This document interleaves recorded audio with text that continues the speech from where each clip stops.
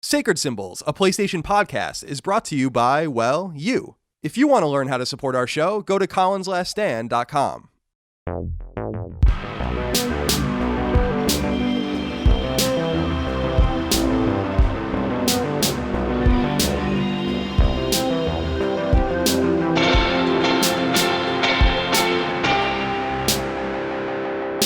Greetings and salutations. Welcome back to Sacred Symbols, a PlayStation podcast. This is episode 110. My name is Colin Moriarty. I'm joined as always by Chris, exclusive to the PlayStation 4 and PlayStation 5 versions of the Avengers, Raygun. Chris, thank you for joining me today. How are you? Doing pretty good. Good. I've been taking... So I got up really recently, and I got to this weird... I had this weird dilemma where it's like, oh, what do I eat that's like super quick? And I had all these snacks available, just like all these like really quick, like Cheetos and then stuff like that. And I'm like, Cheetos for breakfast doesn't sound good. So I settled on chunky Chips Ahoy to get that kind of breakfasty kind of like, it's like a pastry, so it's almost a biscuit kind of thing. Sure. It's the closest. You can get there in the end. Yeah. It's certainly a better start to the day than flaming hot Cheetos, I feel like. Yeah, I don't... I'm not a Cheetos guy. I've never really liked Cheetos. They're messy, aren't they?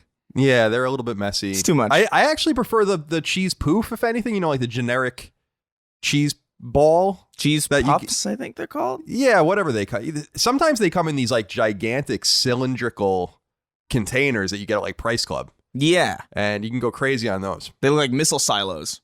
Right, exactly. That's exactly right. So... Well, I think you've made the right decision. I haven't eaten yet today. I'm going to my sister's for dinner tonight. That's actually why I asked you to record a little bit earlier than we usually do today, because I'm trying to accommodate the family as best I can. I saw that you enjoyed my text message that I sent you. Yeah, thanks for that. You're welcome. Yeah. I have a long history with that image too, so it's like it really awakened things. Yeah, good. I'm glad it got you out of bed and began your day. You guys can check that out. I think I put it up on Twitter if you want to see what I sent to Chris, the Eldritch sort of situation that he found himself in upon opening his eyeballs. Now, Chris, I was having some technical issues that had us start even later than I was planning. I have a new computer. So Dustin, my editor, the editor of All Things Colin's Last Stand, came here with his wife earlier this week, actually, just overnight. It was time for us to renegotiate his contract and all of that. And he actually had built me a PC upon my request. And obviously I paid for it.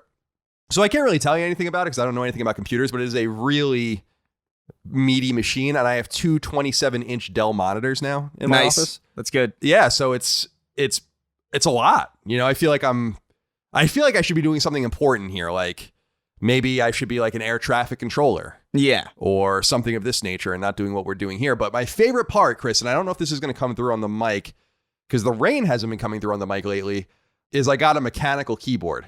One of the DOS keyboards, like the expensive keyboards. And so... Are those the loud ones? Yes. So... Oh, wow. Isn't that nice? Oh, I love it. Oh my God. I can't stand... I hate it when my keyboard is loud. Oh, this is a keyboard you can't use in around anyone. Yeah, they'd fucking kill you. Yeah. It's offensive. It feels like using an old app, like an old Apple II or IBM PC or something. It's pretty neat. You got to like really press the button. Yeah, it feels like the Fallout terminals almost. Like right. Clickety clack clack clack garbage going on. Precisely, and I feel like that will do something to me to kind of get the creative juices going. It's kind of like working in a smoky old 70s newsroom. Yeah. With everyone's typewriters clackety clicking around. I don't know. Maybe I'll throw it out the window. I don't know. It was this keyboard was almost like, I think this keyboard was like almost $200. Jesus. Wow. Because the other thing is I wanted a mechanical keyboard, but what is with all of the light up mechanical keyboards? Yeah. And just I don't keyboards know. generally. I hate them. In theory, you're supposed to be able to see them like in the dark, but like just turn a light on. Like I don't know. Like I never quite understood the need for like light up like strobe lights and like neon looks like an Armenian dance club in your keyboard, and it's just like I don't need this really. No, I don't want that either. In fact, I instructed Dustin to turn off as many of the lights in the machine as well. You know, because all this stuff, I have like a water cooled something, and he also pointed out the graphics cooling card to me. Yeah, liquid cooling. Mm-hmm. I was always under the impression we call these things graphics cards, right? Yeah, and I guess I just never really knew what a graphics card looked like. Yeah, it's like humongous. Yeah, they're beefy. They're they're beefy. They're long. They're like really beefy, really long PS Vitas almost. Like they're really weird in as far as like the dimensions of them. I'm staring at it now. I don't. They like got it. fans on them. They should call it like the graphics novella or something like that. It's huge. You know, like they're enormous. It's bigger. Yeah, I had no idea. I always thought it was just a card. Like you know, when you call something a card, I'm assuming okay, it's like a playing card size or no, maybe a greetings card size. No, they're huge. They're bigger than the hard drives in most PCs. I'm pretty sure that's the case. Do you remember which one you had? What kind of graphics card? Yeah, it says GeForce RTX 2070. That's pretty good. Yeah, that's not a bad one at all. That's a really like high end one. I'm pretty sure. Well, I'm balling over here, so yeah. Now you can play Civ 5 at 9K resolution. I know exactly. Instead of playing it on PS4 like a fucking idiot. But that's what a lot of people are confused about because I tweeted or I put this on Instagram or something, and people are like, "Oh, you're gonna finally play PC games." I'm like, no. This is just for me to be able to work more productively because working on my Origin laptop is great. I like my laptop a lot, but it's way too easy to get distracted downstairs. It's a whole cacophony of things to distract me. Yeah. Video games, televisions, outside, beer, pot. Yeah. You know? So yeah, it gets tricky. Like I do play on PC sometimes. Actually pretty often these days, but like it does get to the point where it's like, all right, this mixing the zones is kind of weird because it's like I work on this thing and I also play on this thing. It's like what do I really do at this desk? I had to get another desk just to work at. Desks are good. I got a new desk as well. It's like this corner desk. I never bought a nice desk. You know, I never had a really nice desk before or a really nice chair. Yeah. Yeah. It works out for me. So I'll be writing the new games up here on my mechanical keyboard. It's so obnoxious. Oh, I think I put that there we go. I put that in the Google Doc there. It is. Well, let's see. Hello, Chris. I hate that. My name is Colin. Now, this is like Black Mirror when you're like being talked to by some degenerate who's trying to hurt you. Like, I don't like trying to trap you in a Star Trek ship. All right. Oh my God. Well, this is Sacred Symbols, a PlayStation podcast. We go up each and every week. You can get the show 3 days early and ad-free by supporting us on Patreon at patreon.com/ColinsLastStand. Like 10,000 of you do. We appreciate your love, kindness, and support. Remember, supporting us on there gets you access to the Patreon exclusive podcast, Sacred Symbols Plus. We also do every week. You can submit your questions, comments, concerns, thoughts, and ideas, get your name in the credits, and much more. Last week's episode of Sacred Symbols Plus, I invited on Richard Hogue to the show. I don't know if you're familiar with Richard, Chris, but he's been making a little bit of a name for himself the last couple of years in the games industry as kind of like the go-to lawyer. Yeah. That deals with all of these litigious issues. And I invited him onto the show and we had a really great conversation. So people should go check that out. He does a show called Virtual Legality as well on YouTube. And this week, I don't know what we're going to do. I guess we're going to need more time for Ghost of Tsushima, but I would imagine maybe a mailbag. Yeah. Seems appropriate. I don't know. We'll figure that out when the time comes, but we're so glad so many of you are enjoying Sacred Symbols Plus on patreon.com/ColinsLastStand. What else was I going to say? I was going to say something of import. I guess not. No, it couldn't have been that important. All right. Chris, before we get into what we're playing, let's go through this extensive list of things that have nothing to do with anything. Yeah, let's do it. Alec Budge wrote into us. He says, "Greetings, Giga Bowser and Goomba. I wonder who's who." Yeah, I wonder. In this case, because I'm Italian. So you would assume the Goomba would actually be me. Oh, you know, I hadn't considered that. That's like I didn't even realize that was like an Italy thing, like an Italian thing at all. Like for the longest time, like a Goomba.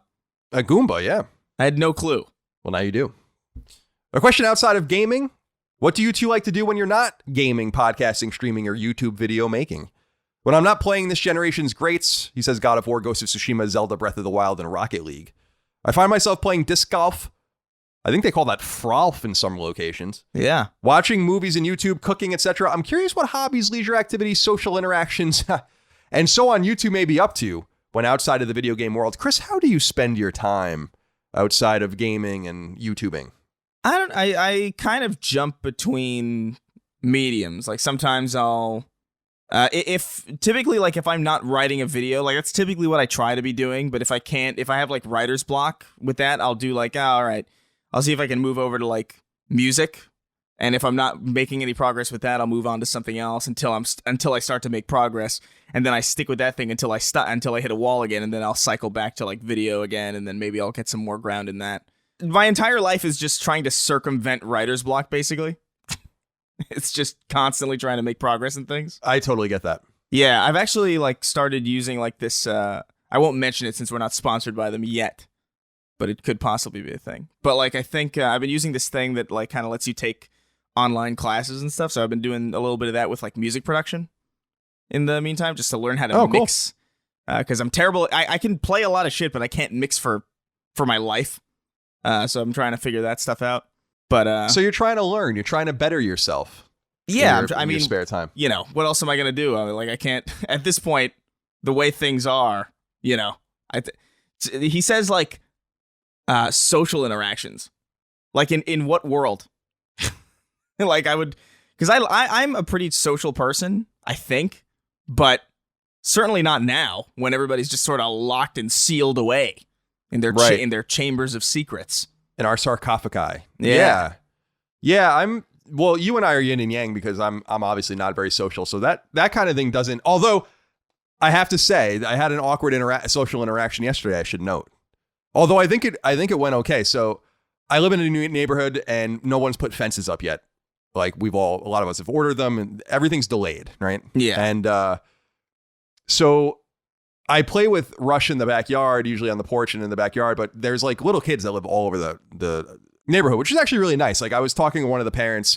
It's like, wow, all these little kids are going to grow up with each other and have like people to play with and hang out with. It's not as common as you might think. And so anyway, Rush heard, I guess, some little girls playing out front in the street, ran around and ran to them and was playing with them. And then there was like the new people that lived next door. And then the dad across the street came over, and then there's other people and I'm like hearing everyone's names, and it's kind of awkward, and I'm a little drunk, to be honest, because I was drinking in the backyard.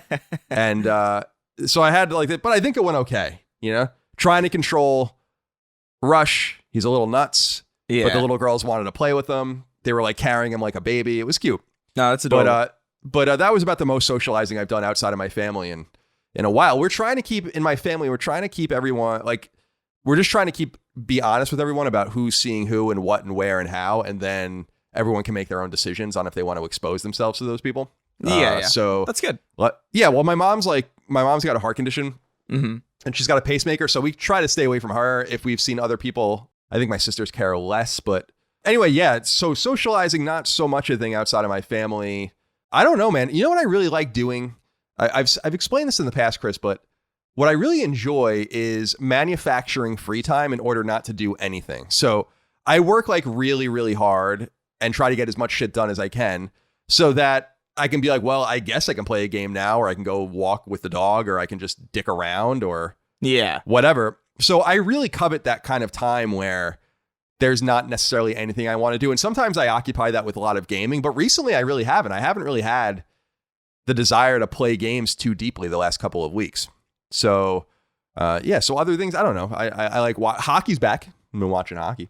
So, but thank you, Alec Budge. We try to do other things outside of creating content for you. But really, I would like you all to think that I just wake up like out of a Dracula coffin, make the podcast, and then go back to sleep. Yeah, you stand up using just the backs of your heels. Right, exactly. You just rise up on a hinge. Exactly right.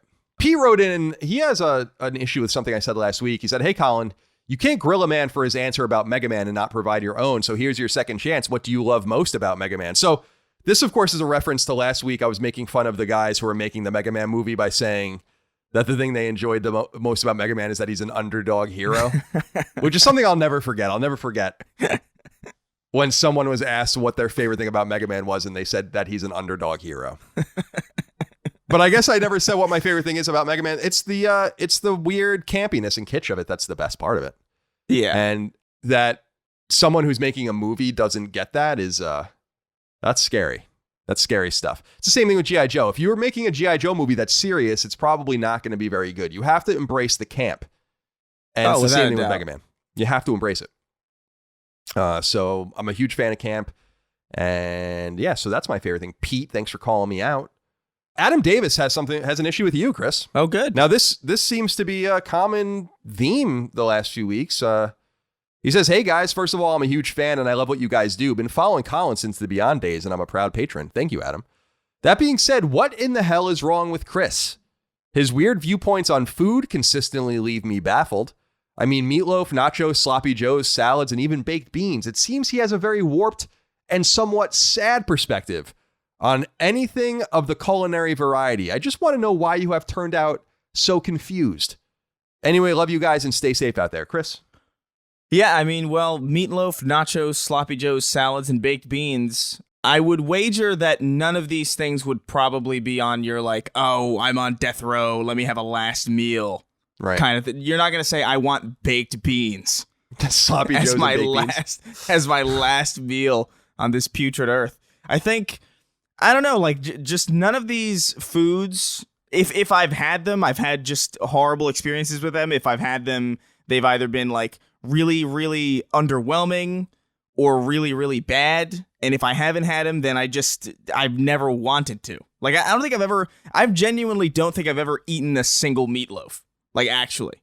Because just the premise of a loaf of just kind of meat is just a little like, that seems a little bit too like, there's something about that premise that seems very like what a British person would write an American kitchen like, oh yeah, they made bread out of meat. It's like, what?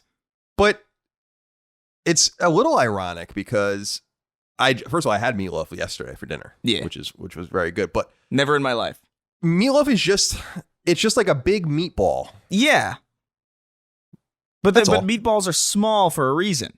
Right. You know, like they're like, so it's the size of the meatloaf that really intimidates you. I guess so. You know, like there's no real need for like such a huge just chunk of fucking meat. Like usually like that's supposed to be like mixed with something like pasta or something, you know, anything else.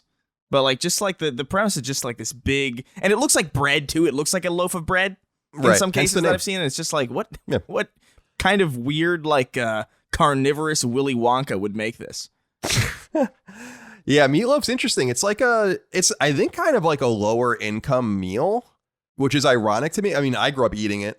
It's like kind of ironic to me because beef really is cheap in the United States. Yeah. So you can get a couple pounds of beef and just put like some garlic and breadcrumbs and stuff in it. I quite like it, but because there's so many damn cows, right? No, there's so many cows. I mean, we have so many cows. So, and if we have cows, I say we kill them. So, yeah. So that's all and right, also baked beans. Also baked beans. I will say, like, I don't know. There's something like my entire family, like just like if they ever gave me beans and I tasted anything sweet about them, I would be immediately offended. Like beans are like supposed to be like, to me that's like almost a savory or it's supposed to complement savory shit. It's supposed to be like, hey, here's rice and beans, here's beans in a burrito, here's like, you know, it's a very different role that beans fill in my palate than like putting it on toast for breakfast, like some kind of anarchist. Right. Well, that's a very British thing to do. Yeah. And by the way, I was looking at the exit surveys on Patreon last week. We can read why people leave if they want to leave us comments. Usually it's like, you know, I lost my job. So like sad shit. And one of the guys said that I make fun of the British too much. Oh. Like, all right. Well, see you later. Have fun eating your fucking baked bean toast. Yeah. Like a you lobster back. Like some kind of, it's like a destitute cowboy with Crohn's disease meal. I don't know if you want to see. Do you want to eat beans? You have a Crohn's disease? Probably make you flatulent. Yeah, I don't know. Right? Isn't that the point? No, I thought with Crohn's disease you want to do everything you can to avoid that kind of situation. I think you want to just embrace it. Oh, okay. Mark Euconjetian. I'm not gonna help you. I can't even begin to understand. Mark wrote in, said, Colin, we know how you feel about geese, swans, and two-faced ducks. What about flamingos? You know, this really caught my eye because I have something to tell everyone. I think you might know this, Chris, because I had one in my apartment, although I don't know if you noticed it. Maybe you didn't. I'm a huge flamingo guy. I love flamingos. Love them. Yeah. Have always loved flamingos. That's interesting. Yeah, I don't know where it really came from. We were actually talking about it recently in my family because my mom actually bought me like this really huge metal flamingo for my front yard, which I promptly put in my front yard. And we think it's from like, remember like, well, I'm sure they still exist, but like pinwheels. Yeah, and yeah. I used to love those when I was a kid. I used to get them at like the grocery store, and they used to make the flamingo ones. Yeah, where it was like his leg. Yeah, and so totally. I used to put those in the front yard, and I think that's like where my love of flamingos came from. So I always had a flamingo in my apartment in California, and now that I moved and I have a yard, I have a flamingo out front in my yard. So it's funny you ask, Mark. I love flamingos. You said metal flamingo, and I immediately thought like heavy metal. Heavy metal flamingo. It actually metal flamingo actually sounds like a platformer, like an indie platformer. It does, yeah. But so yeah, shout out to the flamingos. Anyone, listen, I want to be really clear about this. Anyone who denigrates the flamingo, anyone who threatens the flamingo, anyone who lays hands on a flamingo I have an issue with that person. Flamingos are God's gift to aviary. I had no idea that there was this much passion behind it. Yeah, I have a lot of passion for the flamingo. Yeah, I have no quarrel with the flamingo. You know, they seem like a peaceful people. Yeah, they're they're a peaceful nomadic race. Yes, exactly. That's exactly right. I wish they were a little bigger. They would be cool to ride. You know, riding a flamingo would be kind of. Oh God, no, that'd be now. I think the size of the flamingo is probably the only thing that's keeping it from being terrifying. Yeah, they're so very tall though. You know, they're very tall, but they're not very large. They don't feel very. Yeah, I don't feel threatened by a flamingo. So you love flamingos a lot. Like how then would you react if a flamingo like kicked in your door and started trying to attack you? Like how would you like resign? You'd be like, I can't hurt this thing? I don't know. It's a good question. I've never had that kind of quarrel with a flamingo before, so I don't really know. I don't know what I would do. Maybe I would take a gun and shoot it right in its fucking flamingo head if it came into my house. I don't know. It's quite the brouhaha. I know. We'll have to. I mean, we'll play it by ear. If someone dresses up as like a flamingo and tries to come into my house, that'll be all right. All right, let's see here. Brandon Hardman wrote into us and said, "Hey, Chrysanthemum Colin and the Sword Chris. After listening to you guys talk about beans for 2 weeks, I wanted to share a small anecdote. I was driving to Asheville, North Carolina one day and passing through a small town in Tennessee when I saw that there exists a Bush's Baked Beans museum. Jesus Christ. Now, I didn't go in there because I was busy not being a fucking psycho, but I just wanted to share that it exists. Who knows, maybe another patron has even made a visit. So just throwing it, you know, there's got to be a lot of beautiful bean footage at that museum. Yeah. I would assume. How do you even... Is there just a museum for everything? I think so. Yeah. Okay. I think so. Brian Borlaug wrote in us and said, "Hey guys, Colin is a fellow inverted player. I was explaining your analogy of the stick in the back of the head to my buddy as to why it makes sense, at least for us. While talking it out, though, I realized that controlling a head that way would lead to an inversion of the x-axis, which is an absolute fucking abomination. Now, I am lost and cannot find reason in our plight. All is lost anyways." I like how he said all is lost twice. Anyway, thanks as always, fellas, in regards to an amazing podcast. It helps me drown out the screaming children I'm trapped with in my apartment. You're very welcome. This is, of course, why you can't logically conclude the head and the stick in the back of the head thing, because it's true. It doesn't make any sense, actually. Yeah. But I don't know, did we I thought I might have put a letter in here about this somewhere. Maybe not. Fall Guys, that really big game that just came to PlayStation Plus and everyone's playing, didn't have Invert Y in it, which is, really? That's crazy, man. I don't know. That's crazy. Yeah, I guess so. It's crazy by virtue of sheerly just because I know a decent amount of people play that way, but it's still something that I struggle with, that's even a preference at all. Like I genuinely cannot wrap my head around inverted controls. One day we should do videos where you play a game inverted and I play uninverted and we see what happens. That's a good idea. That's not a bad idea at all. I'll just be running around looking at the ceiling. Yeah. or the ground. Yeah, I don't know. I can't figure it out myself, but thank you, Brian. Elijah De La Rosa wrote in and said, hey, CNC, while listening to the most recent episode of Sacred Symbols, you and Chris mentioned how the next BioShock game, we were talking about that, should take place in space. Well, I find it surprising no one of note in the industry saw the similarities between BioShock and Pragmata. A new IP from Capcom releasing on next gen. It features a space setting, has a large man in a suit with a big gun with a small childlike companion. I thought it was a BioShock game when the trailer played out, only to be shocked it wasn't. Have you heard any new info on this game? And if not, do you and Chris have any opinions on it? If it would be a Capcom attempt to make a new BioShock in its absence. Are you familiar with this game, Chris? Yeah, this is the one that was it at the PS4 reveal or at one of the State of Plays? It was at a State of Play, I want to say. Yeah. Because when you search for it, the first trailer that comes up is from PlayStation. Yeah, it's the one where he's like falling through the sky and like they end up in space or something. Yeah, exactly. Yeah. It looks cool. Yeah. Well, first of all, a little offended, Elijah, because I brought this up immediately. I said, hey, this looks kind of like BioShock with something. I can't remember exactly what I said, but I know I brought BioShock in there because it did look like BioShock. So you're insinuating that I'm no one of note in the industry.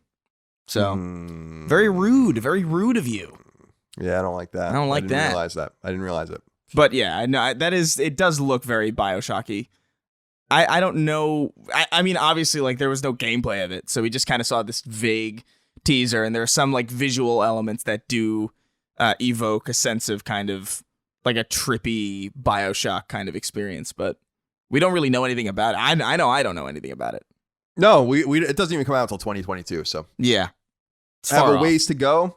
But Pragmata, I like the name, and the trailer is very stylish. I think Capcom is undergoing a renaissance, and so I think and we'll talk about their sales a little later in the news. So, yeah, Elijah, just wanted to acknowledge you, and thanks for insulting Chris. Sure, you really appreciated that. Ben Williams wrote into us and said, Oxford comma, yay or nay? Where do you stand on the Oxford comma, Chris? I can take it or leave it. It's really not. I used to think I was a bit more of a grammar Nazi than I actually am, but like the Oxford comma is so like it's such a non-issue. I feel like I understand the argument for its use, but the argument for its use usually is like, oh hey, well, what is it? You have to make sure that you're separating everything that you're talking about.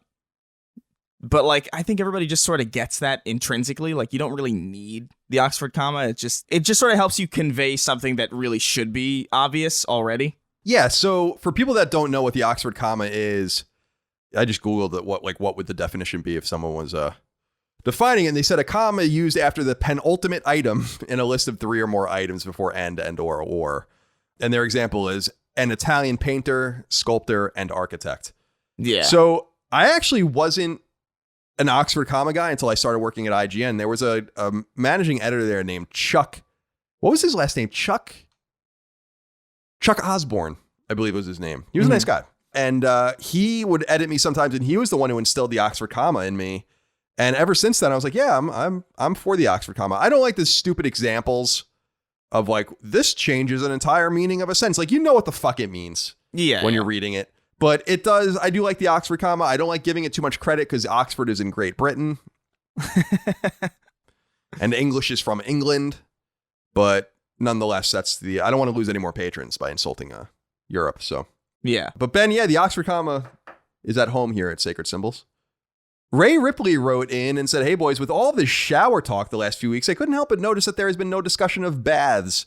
I love hot bubble baths, and I hardly ever take showers. Do you guys enjoy baths too? Or do you hate sitting in brown filth water for an extended period of time? Thanks for the amazing content, and I hope we all survive 2020. Thank you, Ray. Chris, are you a bath fan? I am a bath fan, but not as like a substitution for showers.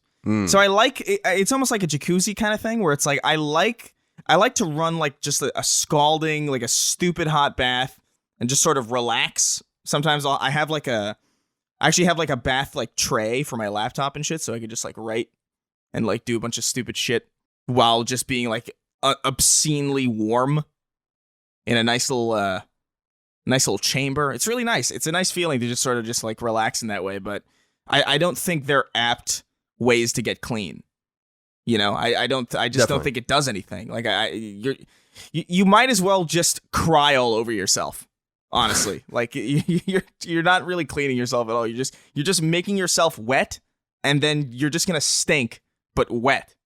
Yeah, like and like cleaning yourself, you're just like sitting in the filth, and like I don't really know how much filth you would generate really if you're consistently bathing. It's probably not that much, but it's still to me enough to warrant like, all right, I still have to shower today, even though I've taken a bath. You've hit the nail on the head with the bath.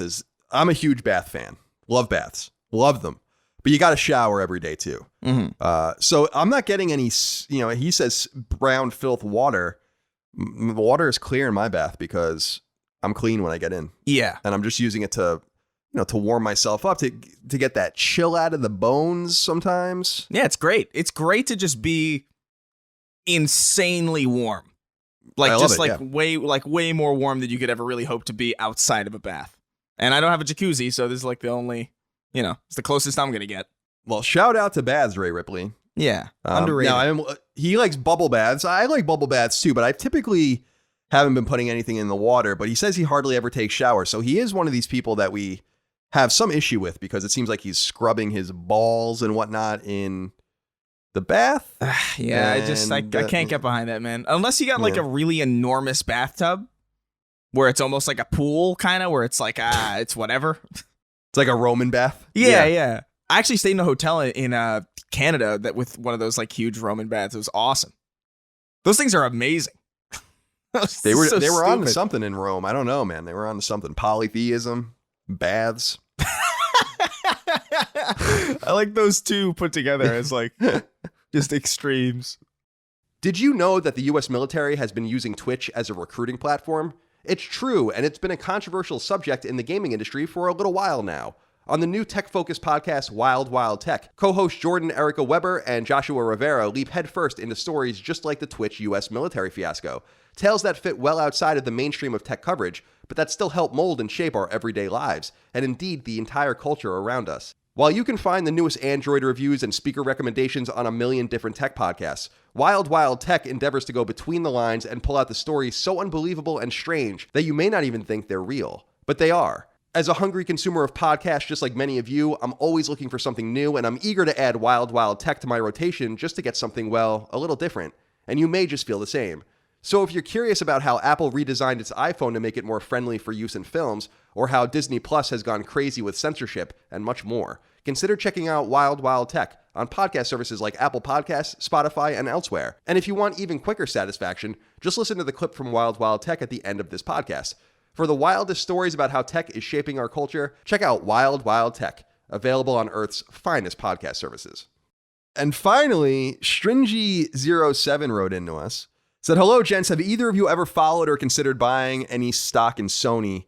In November 2013, around the release of PS4, Sony stock was approximately $18.50 per share. Over the years, with the success of the PlayStation brand and strength of their other products, such as image sensors, Sony stock is now trading consistently above $60 a share. In 2020, with the exception, of course, of a big dip with the onset of COVID, to start August, shares are just above $80 a share. Do you think the imminent PS5 release and continued focus on the PlayStation brand will see Sony stock continually grow stronger? Do you think they will fall due to the potential for lack of consumer buying power during these uncertain times? Thanks for all that you do and stay safe and healthy." I just wanted to bring this up, Chris, because I have no problem buying gaming stock. I don't own any right now. But owning Sony stock, I think, would be some sort of conflict of interest for me. So I just have never even, I look at their stock price and I own other stocks, but just wanted to throw out there that I think owning Sony stock would be a little weird for this show. Yeah. Personally. No, you're probably right. I don't mind owning like Take-Two stock or Activision Blizzard stock or whatever if that ever became available to me at a good price, but just wanted to throw it out there. We have no financial arrangements that would make us beholden to Sony or any other publisher, manufacturer, developer, etc. Yeah. All right, Chris, let's get into what we're playing. It says that you are playing Ghost of Tsushima. Yeah. I forgot to say Destroy All Humans also, but like it's the same. I have pretty much the same stuff to say about it as I did last time. You know, I'm enjoying it. I just got I think like I'm in the middle of Act 2 right now. I'm enjoying it still. It's a really beautiful world. I'm gelling more and more with the gameplay as it goes on.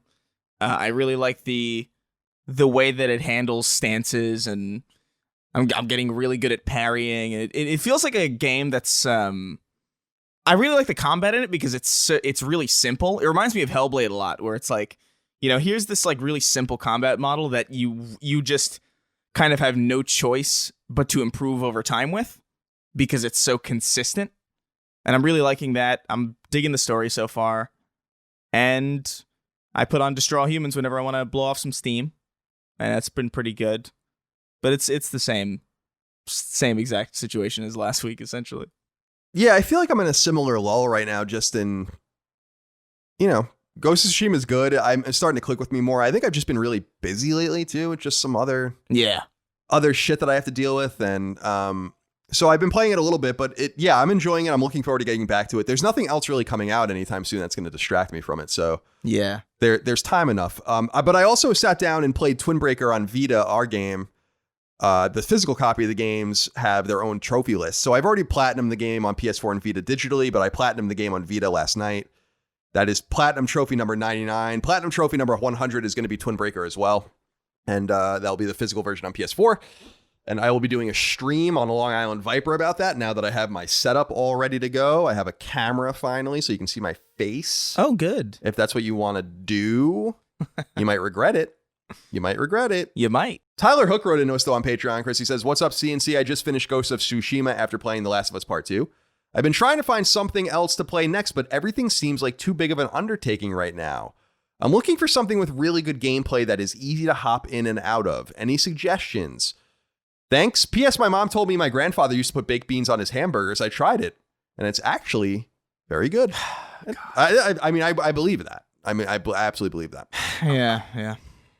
It distresses Chris, but I believe it, Tyler. So, Chris, would you think that a game like Destroy All Humans remake would be what Tyler is looking for? It seems like he's kind of suffering from the same malaise I am after The Last of Us Part 2, where it's so heavy that everything else doesn't really seem to stack up in that way. I feel like I need to ease my way back into the normalcy of playing games. Yeah. Would you recommend that to him? No, I totally would. It's a really cheap video game. It's just fun. It's silly. It doesn't take itself too seriously. You don't have to like expend a lot of brain power to play it. You don't have to pay too much attention to it. It's a really good palate cleansing game.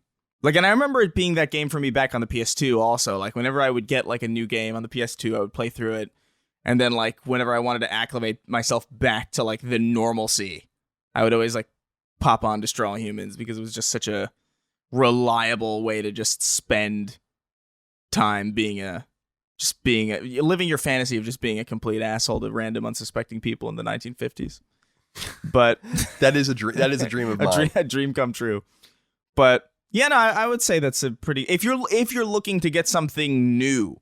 But what I would suggest, honestly, is if you have a backlog, dig into that maybe. Like, check out what's going on in there, because I'm sure we all at this point, especially with how long PS Plus has been going on, I'm sure we all have things in our backlog that we probably didn't really either didn't give a fair shot to, or probably just kind of fell off, or maybe you never even started at all. So like maybe dig into some of that and see if there's anything that catches your eye. If not, I totally would recommend Destroy All Humans for that. It's cheap, it's fun, and it's silly. Yeah, I totally love what you said there about the backlog. I feel like we're always looking forward, and that's good, but we all have so many games we've not played that we've either downloaded, like you said, from PS Plus or downloaded in a sale. I know a lot of people have been remarking the last couple of years that PlayStation Store sales are almost becoming akin to Steam sales with how deep and regular they are. So yeah, before you are looking for something new, go back into that back catalog if you have the wherewithal to do so, because I bet you'd find some stuff there that you want to play. Like, I accidentally downloaded, just straight up accidentally brought it to my machine, Call of Duty Modern Warfare Remastered 2 or whatever.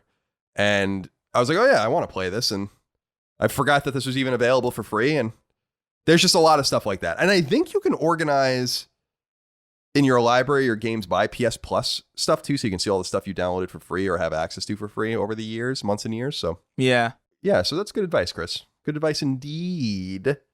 And some people are getting nervous that we're not going to finish Ghost of Tsushima. We'll finish it. Yeah, we will do our spoiler cast on it in the coming weeks. I promise. Yeah, we will. All right, Chris, it's time to get into the news now. Number one is going to be dedicated to State of Play. State of Play at the time that we are recording hasn't yet happened. It's supposed to be PS4 oriented. So I really doubt it's going to have anything useful. In fact, if you read the PlayStation blog, they pretty much reiterate over and over again that there's not going to be anything there that's going to get you excited about PlayStation 5 or anything like that. So this is them, I think, talking about some PS4 stuff from third party. I will come back in later tonight from when we're recording this and put a little interstitial here. If it's really big, then I'll have Chris come on with me. But otherwise, I'll go through the news right here, right now. So that's what happens on State of Play, as spoken by Colin Moriarty, beginning now. Okay, so I'm actually recording this well after we recorded the episode, as promised, because I had to go to a family dinner. So I sat down and scrubbed through the news and the 40 minute or so State of Play stream, as it were. No Chris for this because there's really nothing interesting as we predicted, but here's everything that was talked about in order, I believe, and you can go look up trailers for all of this stuff, but here's the pertinent information you need from the State of Play. First of all, they talked about Crash Bandicoot 4, It's About Time, from Toys for Bob, the Activision studio. We already know that's coming out October 2nd on PS4. They did talk about something called inverted mode, which is kind of like a mirror mode in the game, so that's cool. We have that to look forward to. They talked a little bit about Hitman and Hitman 3, IO Interactive, but they discussed that Hitman's 1, 2, and 3, 3's not out yet, 3 will come out next year, but the other two, which are already out, are going to be playable on PSVR, all of them, which is kind of neat, so you can go look that up. One of the cooler things they talked about today was the Braid Anniversary Edition, so you'll remember Jonathan Blow, who also created the early PS4 hit, The Witness, one of the first games to ever be revealed for the console, as you'll recall, the first third-party game to be revealed for the console, as I recall, at Sony's presser in early 2013. Well, Braid was the game he did before that, and Braid Anniversary Edition is going to be released in 2021. There's going to be commentary tracks and all sorts of cool stuff associated with it. It's a really special game. Originally came out in 2008, so you can go check that out. The Pathless, which is an open world, seems like an action RPG where you're an archer. This is from Giant Squid, the studio that made the game in 2016, Abzu, which a lot of people liked, but I wasn't that crazy about. That comes to PS5 at launch, it looks like, holiday 2020. They talked more about Spelunky 2, which is, of course, the follow-up to the wildly successful procedurally generated side-scrolling action game, puzzle game from Mossmouth that comes out September 15th on PS4. We already knew that. We saw Genshin Impact once more. That's coming to PS4 this fall. We saw a game from Thinking Stars. This is one of the Chinese games that Sony is trying to bring over to the West. It's a 2.5D game. It's called Anno Mutatinum. I don't know. Anyway, it comes out, let me see here. Yeah, I think December for PS4. They showed more Bug Snacks, which is from Young Horses, the guys that brought us Octodad back in, I don't know what that was, 2014. That game comes out holiday 2020, as we know, on PS5. We knew for a while that Vader Immortal, which is the VR game made by ILM, that was already available on PC. That's coming to PSVR August 25th. We knew that was coming, but now we have a date. We know that the AWE DLC for Control, that's the second Control DLC pack from Remedy's game Control from last year, that comes out August 27th on PS4. Auto Chess is coming to PS4 on October 31st. I don't think we knew that was coming, but maybe we did. Let me see. I'm very loudly turning my notes. They showed that the Pedestrian, that comes from a studio called Skookum Arts. It's a 2.5D puzzle platformer that comes to PS4 January 2021, and that will obviously be backwards compatible on PS5. Probably the coolest game they showed, in my opinion, was Hood, Outlaws and Legends, which is based on Robin Hood, kind of an alternate history telling of Robin Hood, although I guess every telling of Robin Hood is an alternate history of Robin Hood. That comes to PS5 in 2021. That comes from Sumo Digital. Pretty surprising to see them doing another PS5 game. They're already doing the Sackboy Adventure game on PS5. You'll know them, of course, from Little Big Planet 3. They did Crackdown 3, etc. They've been around for a long time. So we have that to look forward to. The MMORPG that's already available on PC called Temtem is coming to PlayStation 5 in 2021. That's from Crema, which is a Spanish studio. This is a pretty interesting game. It's supposed to be kind of like a Pokemon game. So we can look forward to that as well. And then finally, everything ended with the Counterplay / Gearbox PS5 launch game, Godfall. So again, 40 minutes or so. It's cool to see some gameplay. Nothing I really needed to see. Although it's cool for them to give a little attention and shine to PS4 and PSVR. Although there was more PS5 here than I think they let on. I think they might have done that on purpose. So We'll catch up on all this stuff as it gets closer, if there's more news or whatever. But as we predicted, it's really nothing very interesting. Go watch the video. Go watch the trailers if you want. Let's get back into the show. All right, Chris, that's it for the state of play stuff. Wow, exciting. Isn't it great? Yeah, I loved all of that, I think. All right, let's move on to the news that we actually have in front of us now. Number 2, Sony has released new PlayStation 4 related sales data amidst its usual burst of fiscal quarter data. From April 1st through June 30th of this year, which is Sony's first fiscal quarter, PlayStation 4 sold an additional 1.9 million units, which brings cumulative units sold to 112.3 million. PS4 remains the second best-selling home video game console ever launched, only behind PlayStation 2, at a likely unsurmountable 152 million units sold. In third place is Nintendo's Wii at a shade over 100 million sold. Amazingly, although perhaps not shockingly, since COVID has kept many people indoors, 74% of all games sold on PlayStation 4 were sold digitally during the quarter, a shocking increase from 53% during the same period last year, and marking that only a quarter of all games sold on the platform are sold physically, spelling the sure end of physical media outside of a persistent niche in the coming years. There are around 45 million active PlayStation Plus subscribers, representing just under half of all consoles sold, with a 3.4 million increase quarter over quarter. PSN as a whole had 113 million users total during the month of June. During the quarter, Sony sold 91 million games, 18.5 million of which came from first party, according to website Push Square. Sony itself saw $5.6 billion in revenue, and when it comes to its PlayStation vertical, Sony's net revenue, or monies after expenses, is at 41% for add-on content, while only 9% for PS4s and an even lower 6% for so-called packaged software. 24% of PlayStation's net revenue comes from digital game sales and 16% from subscription services like PlayStation Plus and PlayStation Now. So a lot of new data there. Some interesting things to dive into here, Chris. The audience wants to go into, and of course we can expand even more. Calvin Kirstein wrote in and said, "Hey, Colin and Chris, did you guys see how much Sony is making from DLC and microtransactions? Over $2 billion. That's insane. So it stands to reason then, why does Sony rely on narrative-driven single-player games so much? These games offer some DLC, but little in the way of microtransactions, and there's all this money to be made. I totally understand how annoying paid for add-ons can be, but Sony is a business after all, and businesses like making money.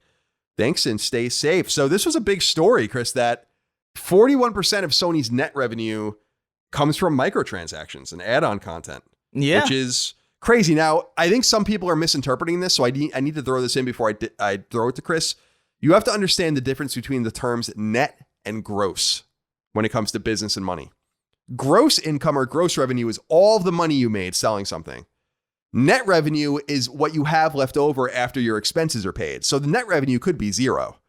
So what they're talking about is net revenue, and it makes sense to me that add-on content would have the most net revenue since it has the least financial investment and therefore the least amount of money to make back, while it's not a huge surprise that you would get 9% or 6% back on games that actually required an investment. So I wanted to say that because I was reading some stories that clearly thought that's not what it meant, but that's what net revenue means. So anyway, throwing it over to you, Chris, how do you feel about what's Calvin saying?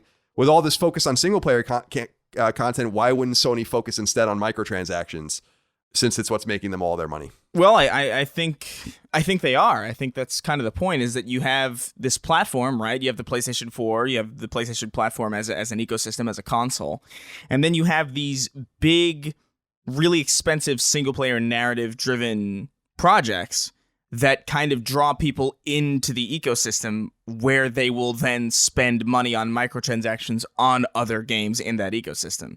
They kind of use games like God of War and Horizon Zero Dawn and any of the big kind of tentpole releases that you see for PlayStation. They might not be monetized in and of themselves, but because they exist and because they're so highly revered and because the quality is kind of expected to be there, it brings more people into PlayStation, and it brings more people into the console ecosystem. It brings more people into PlayStation Plus. It allows for more opportunities for people to subscribe to PlayStation Plus, PlayStation Now, and then play other games on that platform, where they can then spend all their extra money on, some hat in Fortnite on their storefront. Gotta have the hat. Gotta have Fortnite the hat. Still, I know I've brought it up so many times, but the kid beating the shit out of the bush outside, that video is still my favorite thing ever. Yeah. which apparently is him trying to play Fortnite in real life. Yeah, I think that I just feel like there's more between these numbers than meets the eye. Sony's making free 30% rips on every microtransaction sold by other companies. So again, it just goes to show you that it's really important that they establish and keep their hardware moving, unlike Microsoft, because they're making so much money off of just latent revenue just from people doing business on their platform. So I think that's another thing that you have to throw into the mix. Like making 9% back on your first party games, for instance, is a pretty nice investment. I mean, if you made 9% back on almost any investment, that would be considered awesome. So just so that they're getting, 50% or whatever net revenue from these investments in microtransactions from mostly third parties, I think is a great sign for them, because I actually can't think of any Sony games that even have microtransactions that are very relevant. This all must be coming from some second party and certainly third party games. Yeah, it's all coming from that, and it makes sense. Like you could sell everybody a game for $60, or you could have there are some people who will buy a game and then spend hundreds upon hundreds of dollars on that game, even though it's the same person. I feel like microtransactions, because they can be monetized in the same household, pretty much infinitely, and I think that's that's a huge revenue stream, and it makes sense that it would make a lot of money. Indeed. Jake Diagrella wrote into us, said, "Greetings, clever Colin and coquettish Chris. Sony recently put out their quarterly earnings, and one statistic in particular really stood out to me. Not only did Sony sell through 91 million games, but a whopping 74% of those sales were digital. I imagine the pandemic pushed that percentage, but this is a staggering number. Is this just a spike, or rather a sign of things to come, and the pandemic just pushed us all closer to this inevitable digital future? Cheers, guys. Stay safe." So this was the number that really stood out to me, and this number just keeps going up and up and up. And originally, Chris, you'll remember that Borderlands 3 last year was the first game of note that I remember from the AAA space that actually sold more copies digitally than they did at retail, and that was long before COVID. So I think that people are becoming more comfortable using digital sales because they're forced to, and they realize it's really not that big of a deal, and it's actually much more convenient.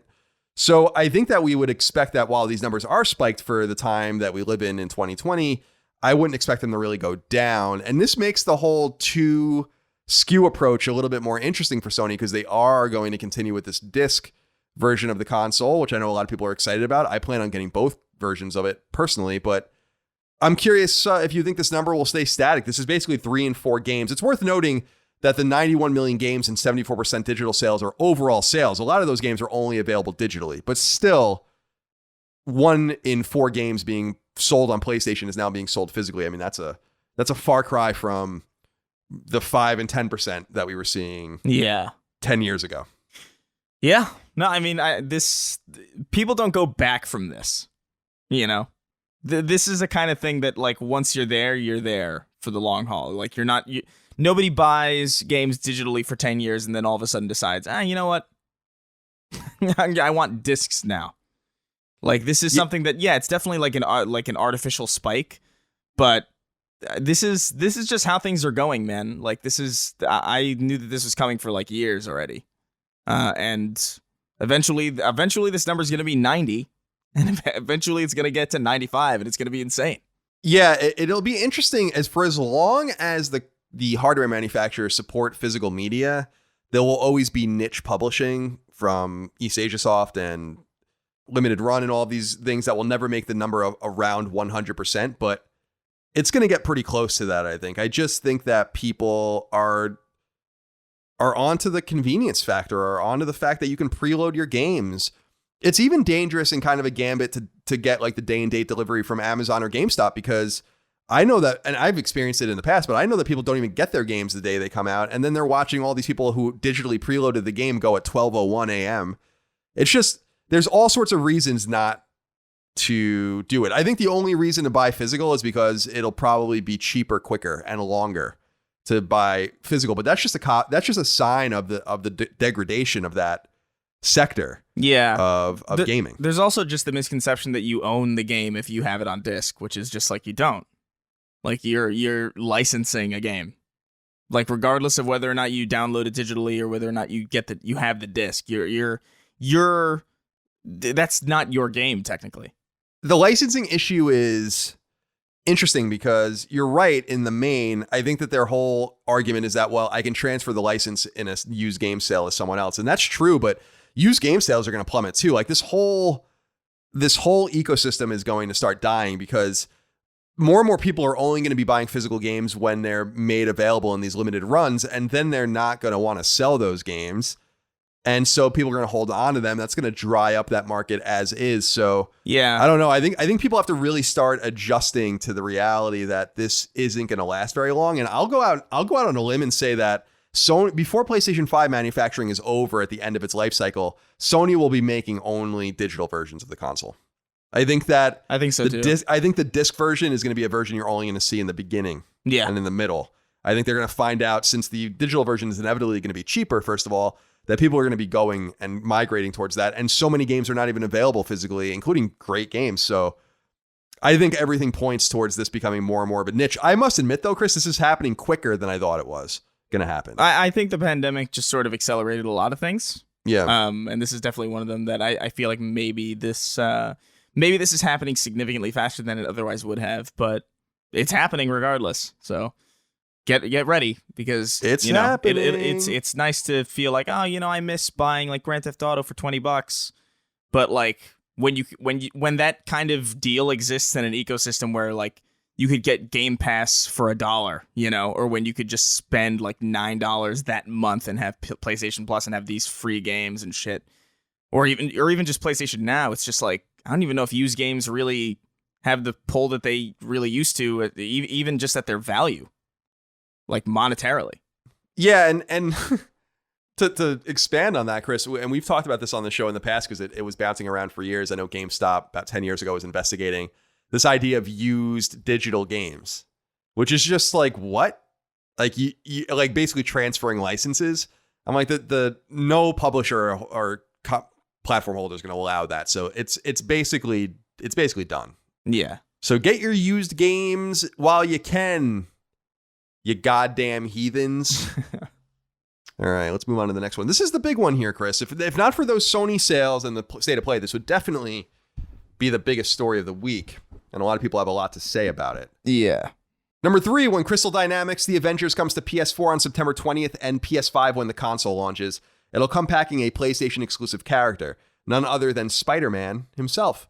This controversial news comes from a post on the official PlayStation blog, which notes that Spider-Man will be available in early 2021 to all players of PS4 and PS5 on PS4 and PS5 free of charge, and on those consoles exclusively. Such news isn't a huge surprise. Sony owns the rights to Spider-Man in film form and segued that into a smash hit PS4 exclusive in the form of 2018 Spider-Man, developed by Insomniac. But it's still roiled many gamers who think such exclusives should be a thing of the past. However, the exclusives PS4 and PS5 gamers will get in the Avengers run deeper.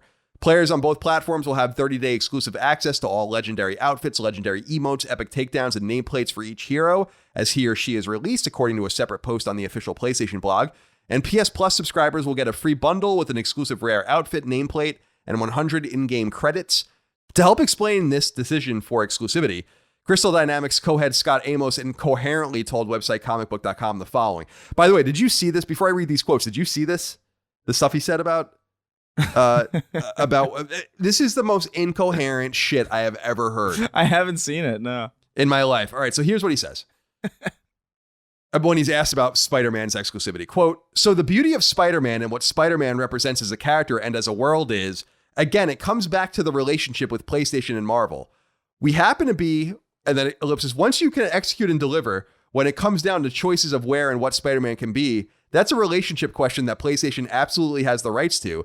That, as you guys know, with Sony's ownership there and Marvel and Sony saying, hey, this is something we can do. This is something we can do on this platform. And so what we do as creators is say, this is an opportunity that we can make something unique and fun and awesome that we all, you just talked about Black Widow, and to be able to have that experience. So we love the idea of being able to bring this character to the PlayStation players. As far as everybody goes, we just announced Hawkeye less than a week ago. We have 2 characters announced within a matter of 5 days. The future is bright. People will get fixated on one thing as opposed to, oh, by the way, you're going to have hundreds of hours of content and years of storylines coming ahead of us and new worlds and regions and new heroes. and more stuff we haven't announced yet. But I really do think people will look at this and say, yeah, okay, we get that. We can understand the business behind that. But in general, we're making this game for everybody. We want this to be a place where you can play those superhero fantasies out with your Avengers team that continue growing with new characters you ain't even guessed at yet, that are going to come to this roster down the road, and new regions as well. So I am very excited for what the future holds for everybody on all platforms. What the hell was that? The beauty of Spider-Man. How does that... He never even elaborated on that, really. Again, it comes back to the relationship with PlayStation and Marvel. Once you can execute and deliver, when it comes down to choices of where and what Spider-Man can be, that's a relationship question that PlayStation absolutely has the rights to. Okay. Hey, this is something we can do. This is something we can do on this platform. It's like, that is like one of the worst PR answers I've ever heard. And that's not from like some developer that was caught in the headlights. That's from the co-studio head of Crystal Dynamics. Really, really bad. So Gabe wrote into us on Patreon and said, hi guys, with the news that Spider-Man will be playable character exclusively in the PlayStation version of the Avengers, there has been a lot of confusion about Sony's relationship with the character. I was wondering what you guys thought of this announcement, and if you could possibly clear up any misunderstanding regarding the nature of the deal from your perspective. Thanks. Keep up the good work. Chris, what do you think of this? This was a pretty big point of contention. Now, I don't care about this game, so yeah, that cuts out my interest in the whole dilemma. But what do you think? Yeah, I mean, I gotta say, like, I don't really care about this either, but I will say that I understand just from a base level, because if you're going to have a Spider-Man game that's exclusive, it's like, all right, that's kind of shitty, but like, whatever, like, it's an exclusive game.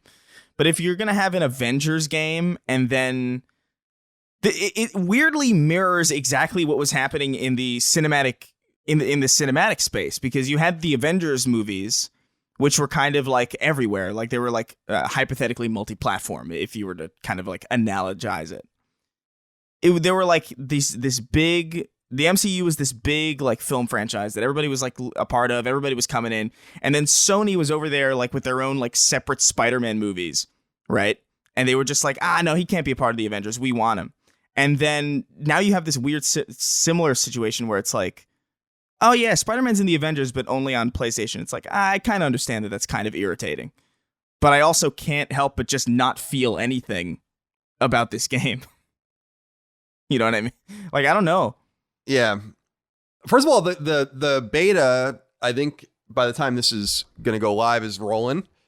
And the first beta is for PlayStation gamers only. So it was clear that Crystal Dynamics, Square Enix, and Sony were going to have a relationship over this. Yeah. To begin with. Now, as far as I understand, Sony has had the film rights to Spider-Man since the mid-'80s and still has the rights. And I think that part of the rights, it's the same thing with what was going on with Fantastic Four and other things, like where they have to continue to use the character in order to since retain the 80s? the rights. There's no way. Really? I think so, yeah. Like the film rights. No, you might be right. According to NBC News, it has had the rights since 1985. That's crazy.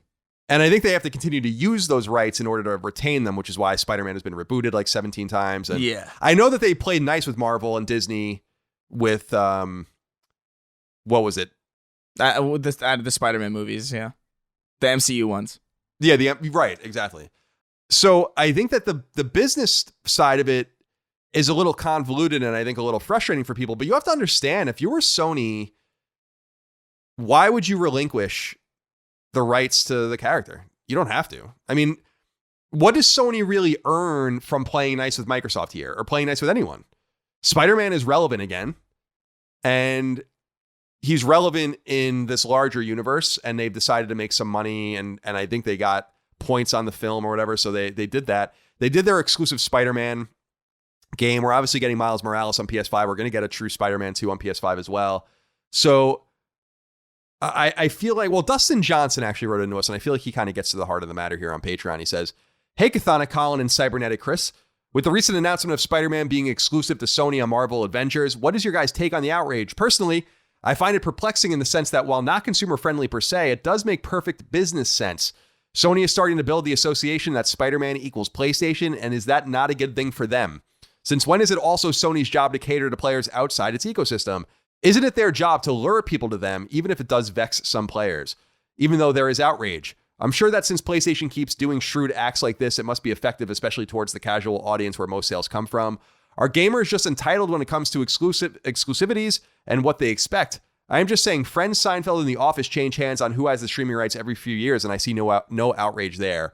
Thanks, guys, for all you do. Been a fan since the Beyond days. What do you say, Chris? I don't know if that last comparison makes a lot of sense because a streaming platform is significantly less expensive than a $400 machine or anything or even anything similar. But like I get what you're saying. Yeah, no, it makes sense that they have no real reason to not have the character. It makes perfect business sense, but it also, I can't prove this necessarily, but I do have a strong feeling that if this had gone a different way, like if Microsoft had secured somehow a Spider-Man exclusive, like a AAA Spider-Man exclusive game, I feel like a lot of people would be like, what the fuck? They're just locking Spider-Man behind a single platform? That's insane. Because Spider-Man is he's such a ubiquitous character that even though there's no like legal reason to argue that he should be everywhere, it's almost like everybody's feeling that Spider-Man is just part of culture, and it's weird that he would be just locked behind a single platform. I don't think there's anything wrong with it. I think it's fine. I understand why people are frustrated because it's just like, it's just exclusive content in general for games that are multi-platform is just kind of annoying. I've never been a fan of it, even just as somebody like back in the 360 days, back when 360 was favored. I remember being like, so we get Call of Duty maps early. That's really weird. Like, does that even really matter? Like, are people really basing their choice on which piece of plastic to buy based on which game is going to have Call of Duty maps like a week before? It doesn't make like, I don't know. I just remember, I think you're right in the sense that I do remember when I was covering PS3 at IGN that Microsoft was getting a lot of the exclusives and PlayStation gamers were pissed. The exclusives maybe were not as extreme as this because we ended up getting them on PS3 eventually, but the GTA 4 DLC was exclusive, I think, for a year. Yeah. To Xbox. Like you said, Call of Duty had a deep relationship with Microsoft, and the Fallout 3 DLC, all 5 pieces came to Xbox 360 far earlier than PS3. So the frustration, the shoe's been on the other foot, let's say, and I do understand the frustration if you really only own one console or want to play on that console. But I think that this particular character and this particular company is a weird exception because Sony has the digital or the media rights to Spider-Man. So they extracted a game out of it. They're extracting another game out of it. And I think it would be kind of weird then to see Spider-Man on an Xbox console, because to the point that was made in this letter from Dustin, people have been associating Spider-Man with PlayStation. So it would cause some strange confusion. I think the only other option would have been to say, like, we'll put Spider-Man on the or allow Spider-Man on the Xbox version, but there's got to be some sort of association with our version of the game. So so it's like a reference to our Spider-Man, our world. And if they're comfortable having that on Xbox, then they can have it. Maybe I would have done that. Well, the thing that complicates that is that Spider-Man is in Marvel Ultimate Alliance, which is on Switch. So it's like, it's this weird kind of like, all right, is he exclusive or what? Like, what are you doing? Like, what exactly is happening? And why, of all games, to like arbitrarily enforce this exclusivity, which obviously you didn't for Ultimate Alliance, why would you then keep him out of an Avengers game on an entire platform? On multiple platforms, actually, because it's coming to PC. Yeah, no, that's a good point. That's a good point. The rights to Spider-Man is just such a minefield in general, where it's just like, who the hell owns what? Like, Sony like makes merchandising rights off of the film or something, and then Disney makes money off the film itself, and it's just like, what is this weird? I don't know.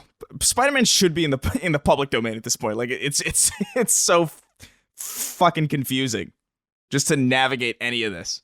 I need to read more about it, Chris, but I feel like Marvel was making these deals when they were in really bad shape. Oh yeah, no, they definitely were, yeah. And I think that they just didn't mind.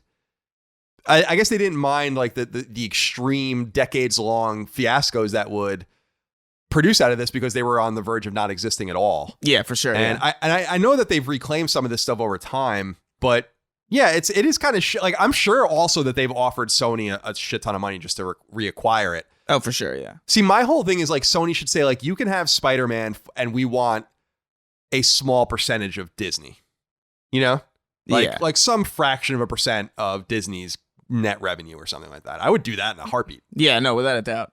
Then you don't have to worry about, then Sony owns a little piece of Disney. They can relinquish Spider-Man so the fans are happy. And maybe there's some sort of caveat where the games will remain on PlayStation. Because you're right. If there was a Spider-Man game on Xbox, people would have been really upset about that. And people were upset about Spider-Man on PlayStation, but maybe just not as loudly as we would have otherwise heard it. So I just think that Dustin makes a good point here, where it's not really Sony's job to please anyone but its own audience. So this still remains everyone else's problem. Right? That is like true. They want to. We do talk about all angles on this show. We're not just talking from a consumer standpoint. We are consumers. We're enthusiasts. But from Sony's perspective, this is a great deal. Mm-hmm. This is like an amazing, just like with the Spider-Man game from Insomniac. Like, of course you want that. If it hurts Microsoft, that's good for them. That we want to hurt Microsoft if we're Sony, right? So, and I'm not saying we, I'm saying the royal we, if we work at Sony. So we'll see what happens, man. I don't know. But yeah, this has been a big fiasco. But the Avengers comes out, I think, in just about 5 weeks. So we'll finally see if people care about it. Yeah, I have my doubts. This could be one of those games that I'm totally wrong about. I don't think it looks very good. Got serious Anthem vibes from it. I think a lot of people are going to play it, and I think the population is probably going to dwindle pretty quick. I think is my prediction. We will find out. Yes, we're all tired of staying home, but is it possible that we're missing the best opportunities dangling right in front of our faces? The internet's #1 adult toy store, Adam and Eve, says yes. And while I know you're maybe hoping I'm talking about Teenage Mutant Ninja Turtle figures and nerdy anime statues, I'm actually talking about real adult toys, like sex toys. Yes, sex toys for yourself, your partner, and whoever else you want to romp with. After all, that's your business, not mine. So here's the rub. If you go to adamandeve.com, that's ADAMANDEVE.com, you can select almost any single item, like a vibrator or some lube or whatever else gets you off, and get 50% off by using the code SACRED at checkout. When you do, you'll also get access to 6 free adult movies and a mysterious 3-piece bonus kit. And for all of you worrywarts out there, shipping from Adam and Eve is totally discreet, so your neighbors won't know what kind of freaky stuff you and yours are getting into behind closed doors. So break out of your funk by embracing some stay-at-home fun with adamandeve.com, where there are thousands of adult products to titillate and entertain. After all, staying indoors isn't so bad when you're playing indoors. To explore Adam and Eve's online sex toy megastore, head to adamandeve.com. And remember, use the code SACRED, SACRED, at checkout to get 50% off virtually any single item in the store. Then, have yourself some fun. Again, that's adamandeve.com with the checkout code SACRED. Number 4. Over on the official PlayStation blog, Sony has illuminated some key details pertaining to how PlayStation 4 peripherals will function on PlayStation 5. Perhaps the most important detail is that, yes, the DualShock 4 will work on PS5, but perhaps not surprisingly, it will not function with PS5 games, only PS4 games. PlayStation 4's PS camera, on the other hand, will work with PS5 to help play PSVR games. It will require a free adapter, however, which Sony will discuss at a later date.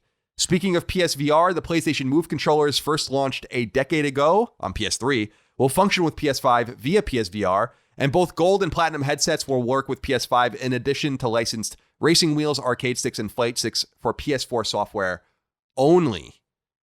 So this also created some consternation. Captain Canada wrote into us on Patreon and said, "Hey, CNC Podcast Factory, what's up? With Sony saying PS4 controllers won't work with the next-gen games on PS5. Seems like a pretty shitty move to force DualSense sales. I know the new controller will have some unique features, but based on the lackluster implementation of DS4 features this gen, I find it hard to believe the DualSense will actually be a mandatory to play many upcoming games. Thanks for making Fridays great again." So, Chris, I actually deal with half of what he's saying here. He's saying, I find it hard to believe the DualSense will be actually mandatory to play many upcoming games. I agree. We've heard the same song and dance with DualShock 4. It really isn't necessary. But it's not a huge surprise that the console is going to require you to use its controller to play the game simply by virtue that they exist together. The PS4 controller, the DualShock 4, works on PS3, but you can't use certain things on. You can't do certain things with it. So it's not a huge surprise that it's a little bit gimped on PlayStation 5. But what do you make of this this whole DualShock DualSense fiasco that's playing out now? Yeah, I don't know. I think it's weird that you could still use it on the next generation system, but then it would arbitrarily stop working if you played a new game, even though there's no new buttons on the controller. Like it's the same layout. Like there's not like an extra button, or like there's not like less buttons. It's I don't know. It just seems a little bizarre to me that it only functions kind of on the next generation. Like, I feel like I would have almost just preferred them to just sort of say, nah, you need the DualSense to play on the PlayStation 5, period. I feel like I almost would have preferred that to this, because it's just like, because then you're just going to have this weird situation where it's like, all right, well, my DualSense is, what is it? It's out of battery or something. I'll use my PS4 controller. All right, I can navigate the menus. All right, I could play some games. Like, and then you start off Spider-Man Miles Morales, and you're like, oh shit, I can't. All right, so now I got to do this weird song and dance where I switch the controller. It's just, it seems like weirdly convoluted in a way that doesn't really need to be. Because I know that the DualSense has features, like new features. Like I know that there's like haptic feedback and like a motor in the triggers, but none of that really puts it at odds with the general controller layout of the DualShock. You know? Yeah, I'm of two minds with this, because I think with a new console comes new controllers and the expectation you're going to play the new game with the new controller. Yeah. And if you buy a PlayStation 5, you're going to have a DualShock or a DualSense controller. Yeah. Right? Yeah. You're going to, so this seems kind of trivial to me. I think the only thing where it's not trivial is if you're playing maybe a multiplayer game, you don't want to buy what will probably be an $80 or more DualSense controller. I get that, but that's like a really minimal thing. There's not many people playing local multiplayer anymore. When you buy a PS5, you're going to get a DualSense controller. I feel like this is a much ado about nothing, really, this particular argument, from my perspective. Yeah, I mean, a lot of this is trivial anyway, because we're talking about like, you know, a hunk of plastic that's going to play a video game to distract us from the cold, seething end of the world. But I think, I do think it's trivial, but at the same time, I do think it's a little bit weird to it feels like a half measure almost to me, you know, where it seems like, we want your investment in PlayStation 4 to carry over to PS5 in some way. We want your digital games to come with you in some capacity. We want your controller to come with you in some capacity, but not really all the way. And it's just seems weird because I don't see anything about the DualSense specifically as far as like a compatibility standpoint with previous games that would really necessitate you having to use the controller. I feel like having to use the new controller should be like a bonus, because you're all going to have it anyway. Like you're not really going to use your DualShock 4 or your PS4 controller. But like, I don't know, it would be nice to kind of have that option, even though it's not really something that people are going to really care about. I just think it just looks less flexible as a result, and that just sort of is a little bit underwhelming. I don't think it's a big deal to really anybody, but I don't know. It is something that's just a little bit awkward as far as like how these things are going to interact with the previous versions of themselves. Well, I think they're wise anyway from a marketing standpoint in getting this stuff out of the way early. It reminds me of the antithesis of Vita, where they started talking about Vita memory cards like 2 weeks before it came out. Oh yeah, the proprietary memory cards. But so they're kind of just getting this all out into the ether, which I think is smart. It's funny because there are PlayStation 3 era stuff like the Move controllers that will work. And the biggest thing, we knew the PS4 camera would work, but you're going to need an adapter. So this suggests that the new camera will have its own adapter, and obviously it'll work with PSVR 2 when that's a thing. But the most enticing part of this is that the adapter is free. Yeah. So I don't know, is Sony gonna, they said they'd have details on this later. They're gonna have to have details on it soon, because people are gonna want to play PSVR immediately on PS5. But how are they gonna prove that you, like, I don't know how this is gonna work. I don't know how they're not gonna charge for this adapter. I'm really intrigued to see how this works, because that puts them on the hook for potentially 5 or 6 million of these little things. Assume half of them are even being used. So like 2.5 million or 3 million of these little things are going to ship these things out for free to people. I don't know. It just sounds unlikely, but that's what they say. Sounds a little weird. We'll have more details on that at a later date. Number 5, Street Fighter V is getting a new major update, according to a post on the official PlayStation blog written by a representative from publisher/developer Capcom. The biggest news is that the game is getting a slew of new characters, including Dan, Rose, Oro, and Akira. Dan first appeared in 1995's Street Fighter Alpha as a sort of comical and goofy version of Ryu and Ken. I love Dan. One of my favorite Street Fighter characters. I forgot about him. If people don't know Dan, his whole thing is that like he's like a blowhard, like Ken or Ryu type character, but he like isn't powerful. So like he taunts and does all this crazy shit, but like he throws a fireball and it just comes out of his hand, but it doesn't go anywhere. And stuff like that. I absolutely love that character. Dan Hibiki, I think his name is. He last appeared in 2009's Street Fighter 4. Rose also made her first appearance in Street Fighter Alpha and her last appearance in Street Fighter 4. Oro made his first appearance in the controversial 1999 and 2000 era game Street Fighter 3 Third Strike and hasn't been playable since. And finally, Akira isn't from Street Fighter at all. She's actually from Capcom's beloved fighting game Rival Schools, which came to PS1 in 1998. It's another great game. Street Fighter V is a PS4 console exclusive that first launched in 2016 and has been continuously supported since, including with the Championship Edition of the game, which came out earlier this year. That's what these updates are for. I always forget, this game is not on Xbox. This is a really conspicuous third-party exclusive game. Yeah. And I forgot that too. Yeah, so Street Fighter V getting updated. Super cool to see a character from Rival Schools in there. It's a great game. Again, I'm a big fan of Dan. Oro, a little bit of a Street Fighter 3 throwback. Did Dan have like a really like stupid run animation? I feel like I remember him having like a really silly walk cycle. Yeah, I think he does have a weird walk cycle, and he does like these weird rolls and stuff like that. He's great. I love Street Fighter Alpha, especially Street Fighter Alpha 3 on PS1 is, in my mind, my favorite fighting game. I love that game. Just love it. So many great characters, such a great cast, diverse cast of characters in it. So we have that to look forward to as well. If you're a Street Fighter V fan in the so-called fighting game community, the Under Siege fighting game community after everything that happened with Evo lately. Yeah. Number 6, some news has emerged about this year's Call of Duty, which Activision has been uncharacteristically mum about, though all signs point to a game called Call of Duty Modern Warfare Cold War. Jesus Christ. Or no, I'm sorry. Isn't it Call of Duty Black Ops Cold War? Yeah. I think it's a Treyarch game. Will be launched later this year, likely alongside the new consoles, but available on current gen as well. For starters, website IGN relays word from a recent Activision earnings call, in which the company notes that the game will be officially revealed soon, and that, quote, the game looks incredible right now internally. People are having a ton of fun playing across its campaign mode, as well as the online mode the developers are very well known for, end quote. Further confirmation of a single-player campaign will be welcome news to COD fans who aren't necessarily guaranteed a campaign after 2018's Call of Duty Black Ops 4 launched without one, though last year's COD iteration Modern Warfare did include one. Activision-owned studios Treyarch and Raven are collaborating on the game, even though Sledgehammer Games is due up in the typical Activision 3-studio rotation. When the game was rumored to not be coming together behind the scenes, Sledgehammer's project was canceled, with the studio working alongside Infinity Ward on last year's Modern Warfare. Treyarch, on the other hand, is best known for its Black Ops Call of Duty games, which began in 2010, though the studio also created Call of Duty 2, Call of Duty 3, and World at War, one of my favorites. Raven has long been in a support role at Call of Duty going back to 2010's original Black Ops. It hasn't released an original game since 2010 FPS Singularity. I love that game. Activision also noted on the call that the free-to-play Battle Royale Call of Duty Warzone will include, quote, a very tight integration, end quote, with the unannounced game.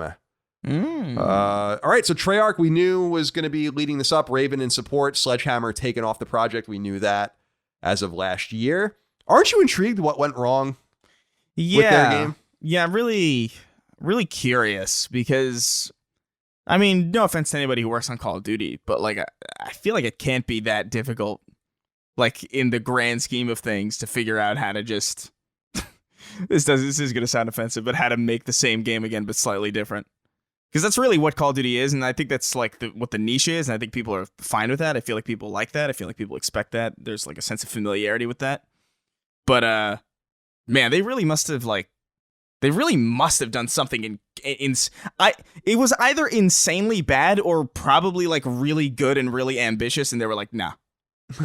You know what I mean? Those are the only two things that I could really see happening. It was either really like a huge shit show, or it was going to be like Death Stranding. Like something that was just like stupidly like different. Just not a Call of Duty game at all. Yeah, just like a third person kind of spy thriller. They were just like, what? It's interesting because Sledgehammer's troubles are not necessarily unique. Treyarch had so much trouble with Black Ops 4 that the single player campaign was canceled. So And they still put the game out. So it seems like maybe issues are starting to mount a little bit more for these various studios. 3 years is still pretty quick to make these games. Treyarch had to kind of jump on this out of nowhere. So they're totally out of cycle now. And I've said over and over again, I would really be interested to see what Raven could do by itself. But I don't think that that's ever going to happen. I really loved that 2010 first-person shooter Singularity. I thought it was really clever and interesting. But it didn't sell very well. There's a story about Singularity that I heard a long time ago about how they kind of made it without permission. and you know, they were supporting other games, and they kind of made this game, and it was basically done. Or at least, like, you know, there. And so they were just like, fine, just finish it. And so they put it out. But that was 10 years ago. It's incredible that they haven't put out a game. They also put out that really good Wolverine game. Raven made that really great third-person action Wolverine game. Oh, Origins. Yeah. Right? Yeah. That was a great game. That was really stupid good for no reason. So I would love to see Raven kind of get back out of their weird hibernation state. Yeah. They're in Wisconsin, too, which I always found fascinating. I mean, it's also been so long that it's arguably not really the same Raven anymore. That's also true. That's also true indeed. Cole Chiasen or Chiasen. I've heard this name spelled said both ways. Chiasen, Chiasson, and I've heard Chasen. Yeah. So I don't know which is which. Says, hello boys, long time, first time. What are your thoughts on Activision still holding COD 2020 so close to the vest? It will likely be a launch game for next gen alongside current gen, but we don't know anything. Understandably, announcing it in their usual spring and summer would have dampened Modern Warfare and Warzone's massive success, but this will be a shockingly short window from announcement to release. Everybody knows it's coming, similar to Fallout 4, but even they had 5 to 6 months before release. We're looking at 3 months, assuming an official announcement this month. Do you think we could see a similar short window release strategy for other massive games like GTA? Similar to how giant artists can afford to drop an album whenever they want without the usual singles and promo. I know Colin has pointed to Fallout 4 as an interesting experiment. With COD going even shorter, it's an idea worth exploring. Thanks from one seaman to another. Thank you, Cole. It is kind of weird how they've not said anything about it yet. I'm not entirely sure Warzone has anything to do with it, because you think you would... Warzone's free, so you think just talking about Call of Duty and the next Call of Duty and drawing to Warzone, which could already be played for free, would be beneficial. I feel like they haven't said anything because I don't think the game is probably in great shape yet. Yeah. But they're definitely going to get it out this fall. They haven't missed a fall, I don't think. No. Ever. They'll cut something. You know, they'll cut something to make that deadline. I think this year in general is just really strange for a lot of developers. I feel like a lot of things are a lot more behind schedule than they usually are. I get the feeling that they probably would have talked about Call of Duty already had Microsoft and Sony already announced release dates and prices. Because I think that whenever they plan on showing Call of Duty needs to be the day that they also kind of tell you when it's available. That's typically how it's been. Like they typically I think I remember for Ghosts or something that they announced it like super early. Like they announced like the release date and like when it would be out. And we still don't even know when these machines are coming out, or even if they're realistically, we don't even really know if they're coming out in November, maybe even later somehow if things... It's such an uncharacteristically strange year that it's really difficult to predict any of this. So I feel like they're just like, either the game is not in good shape and they really need more time to spruce it up before they show it to the public, or the game is ready, but they can't say anything about it because the big two haven't really disclosed enough information for them to really have the blowout that they want. We'll see how this all plays out. I agree with you. I'm not a totally sold on the consoles coming out this year. I know that's the intent, but they're really taking their time. It's a bit much. So I don't know about all this. We'll find out, I guess. Number 7, some new notable sales data has been released from other publishers, too, all in the name of their respective fiscal years. For starters, Capcom has revealed that the cumulative Resident Evil franchise, which began back in 1996 and has run through this year with Resident Evil 3 Remake, has surpassed 100 million units sold, sitting at 103 million copies more precisely. 2.7 million of those copies come from the aforementioned Resident Evil 3 Remake. Resident Evils 5, 6, and 7 remain the best-selling games in the franchise at more than 7 million units sold each, with the original Resident Evil 2 at 6.6 million units, the first game at 5 million units, and the original Resident Evil 3 Nemesis at 3.5 million units. Meanwhile, Capcom's Monster Hunter franchise, started back on PS2 in 2004, has sold a cumulative 64 million units, with 2018's Monster Hunter World and its standalone expansion Iceborne at 16 million and 5.8 million sold, respectively. Developer Quantic Dream also revealed that its adventure game Detroit Become Human, which first came to PS4 in 2018 and PC in 2019, has surpassed 5 million units sold. Detroit was at one time a PlayStation exclusive developed with second-party resources, though Quantic Dream has since revealed its plans to go multi-platform moving forward. So that's big sales for Detroit. Yeah. 5 million units. I think Detroit's awesome, personally. So it's cool. It's a cool game. You can play that on PS4 and PC. And it is a cool game, isn't it? It is. It's very neat. Number 8, Sony has revealed the most downloaded games on the PlayStation Network, this time for the month of July. The top 20 most downloaded games during the month for PS4 were in order, not surprisingly: Ghost of Tsushima, Minecraft, Grand Theft Auto 5, Call of Duty Modern Warfare, The Last of Us Part 2, Far Cry 3 Classic Edition, Far Cry 5, Spider-Man, The Forest, Rainbow Six Siege, Madden NFL 20, Call of Duty Black Ops 3, FIFA 20, Need for Speed Heat, MLB The Show 20, Red Dead Redemption 2, Cuphead, which I think was only available for like 1 or 2 days, Dragon Ball FighterZ, Ark Survival Evolved, and Skater XL. The top 10 most downloaded PSVR games for the month were in order: Iron Man VR, Beat Saber, Superhot VR, The Walking Dead Saints and Sinners, Gorn, Job Simulator, Astrobot Rescue Mission, Arizona Sunshine, Creed Rise to Glory, and Moss, which is an awesome game. Call of Duty Warzone, Fortnite, and Apex Legends were the month's most downloaded free-to-play games, and Fortnite and Call of Duty Modern Warfare both dominated the DLC and expansion charts. Josh Naylor wrote into us and said, "Hey, baby boys, did anyone realize that Iron Man VR was released a month ago already? Absolutely no one is talking about this game, and I really can't blame them. The game looks truly awful outside of the airplane demo that we were shown during the game's State of Play reveal. Is PSVR an inevitable failure? As an early adopter, I am very saddened by this lost opportunity for greatness." I've heard good things about Iron Man VR, personally. I haven't heard anything bad about it. I haven't heard anything. I haven't heard anything about it, really. Yeah. Like, so I guess that's his point. Yeah. So like, I guess it's not like the breakout. Obviously you hear about Beat Saber, and Half-Life Alyx, because they're like kind of like amazing VR titles. But like, I guess the general consensus that I'm seeing from Iron Man VR is that it's fine, which is arguably not something that it needs to be if it's trying to get people into this very, very niche, this already niche on top of niche subgenre of video game. Something on VR needs to be really exceptional to really draw people in. And I think that's really the problem with VR, is that like you have this thing that so few people have and that so few people engage with in comparison to the broader swath of your player base and your community, that allocating the resources to making something that is truly exceptional for it is kind of inherently stupid. It really is just like a really tricky space to navigate. To Josh's question, is VR an inevitable failure? No, I still think it's relative. PSVR is by far the best-selling VR unit in the history of gaming. Yeah. And that has to count for something. Like most people that are interested in VR have it on PlayStation. And that's not something you want to just relinquish. So I really think PSVR's make or break moment is going to be on PS5. Yeah. And they're going to release a new one. The Bloomberg noted that a long time ago. That's not a huge surprise.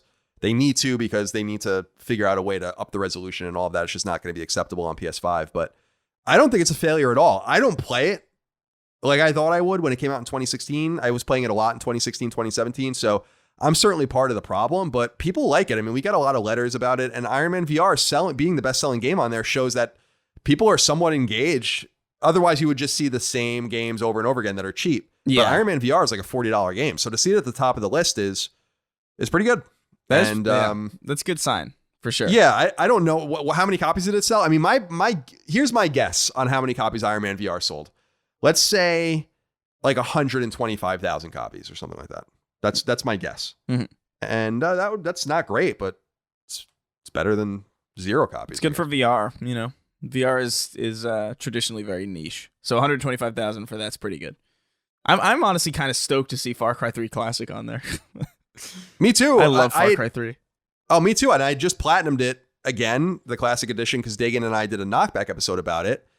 And it's still great. It's still a great game. What's the difference between just Far Cry 3 and the Classic Edition? Is there like...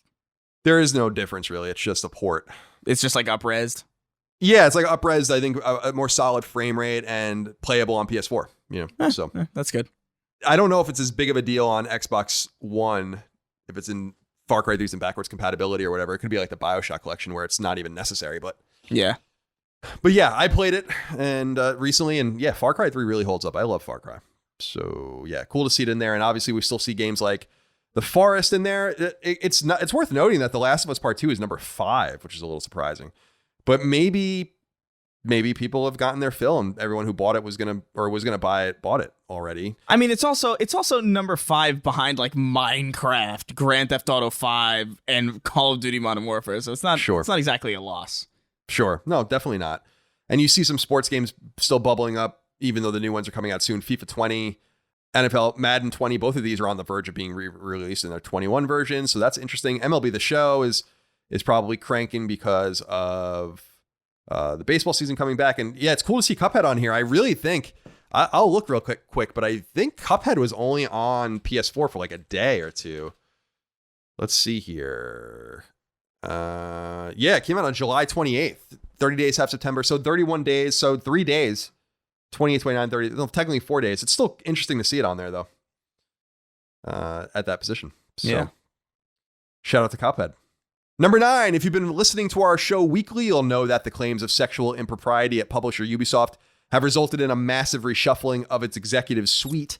One of the names involved was Tommy Francois, doesn't get much more French than that, who has been on leave from the company since he, amongst many others, were accused of sexual harassment in particular. Website Business Insider has thus reported that Francois has been fired. Francois' role was VP of Editorial and Creative Services working out of Paris, and was considered the lieutenant of Serge Hascott, Ubisoft's longtime creative lead, who resigned in July. Francois has directing, producing, and editorial credits on Ubisoft games going back to 2010, and can be found in the credits of essentially every Ubisoft game since. Kind of tired of talking about this, but I feel like we should update nonetheless. So Tommy Francois is out as Ubisoft reshuffles. And number 10, speaking of Ubisoft, it looks like nothing will stop the video game movie adaptation train. The next game up for a film, according to The Hollywood Reporter, is Beyond Good and Evil. What? A Michel Ancel directed and written game that originally came to PS2 and elsewhere in late 2003. While there was a remastered version of the game released in 2011 on PS3, its long-rumored and then long-in-development sequel was revealed at Ubisoft's 2017 E3 press conference. However, very little has been seen since. But like with Netflix working on a Splinter Cell show, also a Ubisoft IP, that such a so-called hybrid live-action animated feature, in quotes, could indicate that a game is also en route, and this is a complementary product. Interestingly, Rob Letterman, who directed Detective Pikachu, will be undertaking this project too. So they're making a Beyond Good and Evil show? Where's Beyond Good and Evil 2, dude? Yeah, I don't really get it. Because Beyond Good and Evil, I don't know. First of all, I like Beyond Good and Evil. I played it when it came out. I had it on Xbox, actually. It's not, I don't understand why like everyone's so excited about this. It's just weird. Beyond Good and Evil is now a 17-year-old one-off game. Most people have not played it. I think some people are first of all, the game sold like shit too, people might remember, which is why I never got a sequel to begin with. And then they re-reveal it at 2017, but with Michel Ancel doing it, there's no real reason to be optimistic about it. I think we actually do we have a question about this later? Yes, there is actually a question. I'm going to save it because Michel Ancel is also working on another game, and let's just save it. And we'll get to that later on. But nonetheless, Beyond Good and Evil TV show, Netflix. It's a mixture of live action cartoon, like we said. Great. Rob Letterman, Detective Pikachu's director, doing it. I don't know, Chris. When I saw this, I was kind of happy for you because I'm like, this has to be an indication that they're bringing these games back. Yeah, you'd think, but like I don't know. I just don't. Here's the thing: that in an ideal world where everybody makes sense, that's true, right? And I would believe you. I'd be like, yeah, that does make a lot of sense. But at the same time, I've been given no reason to assume that that's the case because they've been teasing Splinter Cell for fucking years at this point. I think 2017 they mentioned it too, or like 2016 there was like a brief mention of Splinter Cell. It's like, really? What's happening? And it's been 4 years. And I'm like, all right, look, dude. You know, I'm just getting impatient here. You let me know when you've got something real. But until I see something with my own eyes, I'm not going to assume that anything is just set in stone or that like a game's really going to exist. You know? We'll see, man. I don't know. Yeah, I totally understand that rationale. I think it's a safe way to go through one's life. Mm-hmm. Number 11. There's, of course, something else to keep an eye on. Sega's president and chief publishing officer, Kenji Matsubara, has randomly resigned from parent company Sega Sammy Holdings. And a comically vague statement from Sega Sammy, people should go look this thing up. It merely notes that Matsubara is resigning, quote unquote, for personal reasons. According to website Games Industry International, Matsubara joined Sega in 2014 and rose to its president and board member in 2017. He also worked for a couple of years at Zynga, and before that was president and CEO of Japanese niche publisher Koei Tecmo. This is interesting just because this could be for health reasons. This could be because something happened, whatever the case might be. But I saw that this was just underreported, and I was like, this is a pretty big deal that the head of Sega resigned. Yeah. But nonetheless, he's gone. Kenji Matsubara, we'll keep an eye on that. Hopefully his health, he's in good health and all of that. Hopefully it has nothing to do with like some sort of impropriety. Yeah. That's always my assumption now. Yeah, right. That does seem like to be the rhyme of this particular song. But I'm always really off put when I'm reminded that the company is called Sega Sammy. Yeah, Sega Sammy Holdings. Very glamorous name, nonetheless.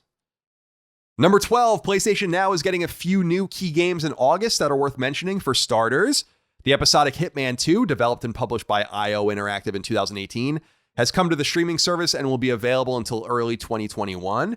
The procedurally generated side-scrolling action RPG Dead Cells, also first released on PS4 in 2018 from French studio Motion Twin, is coming to the service until early 2021 as well. And finally, the action RPG Greedfall, which recently surpassed 1 million copies sold and comes from developer Spiders, is also now available for PlayStation Now subscribers. I love that name. Yeah, me too. It's a nice little cacophony here of games. Mm-hmm. Hitman 2, you like Hitman 2? Yeah, I love Hitman 2. I like Dead Cells too. Like, this is actually I haven't played Greedfall, but this seems like a pretty good swath of titles. I agree. PlayStation Now subscriptions, go get them if you like. I still don't have one, so don't take it from me. And finally, number 13 is a wrap-up. Developer/publisher Arc System Works has confirmed that its upcoming fighting game Guilty Gear Strive, already due out on PS4 in early 2021, will also be coming to PlayStation 5 at that time. Website Gamatsu reports that platformer Okuno Ka Madness is coming to PS4 on September 8th.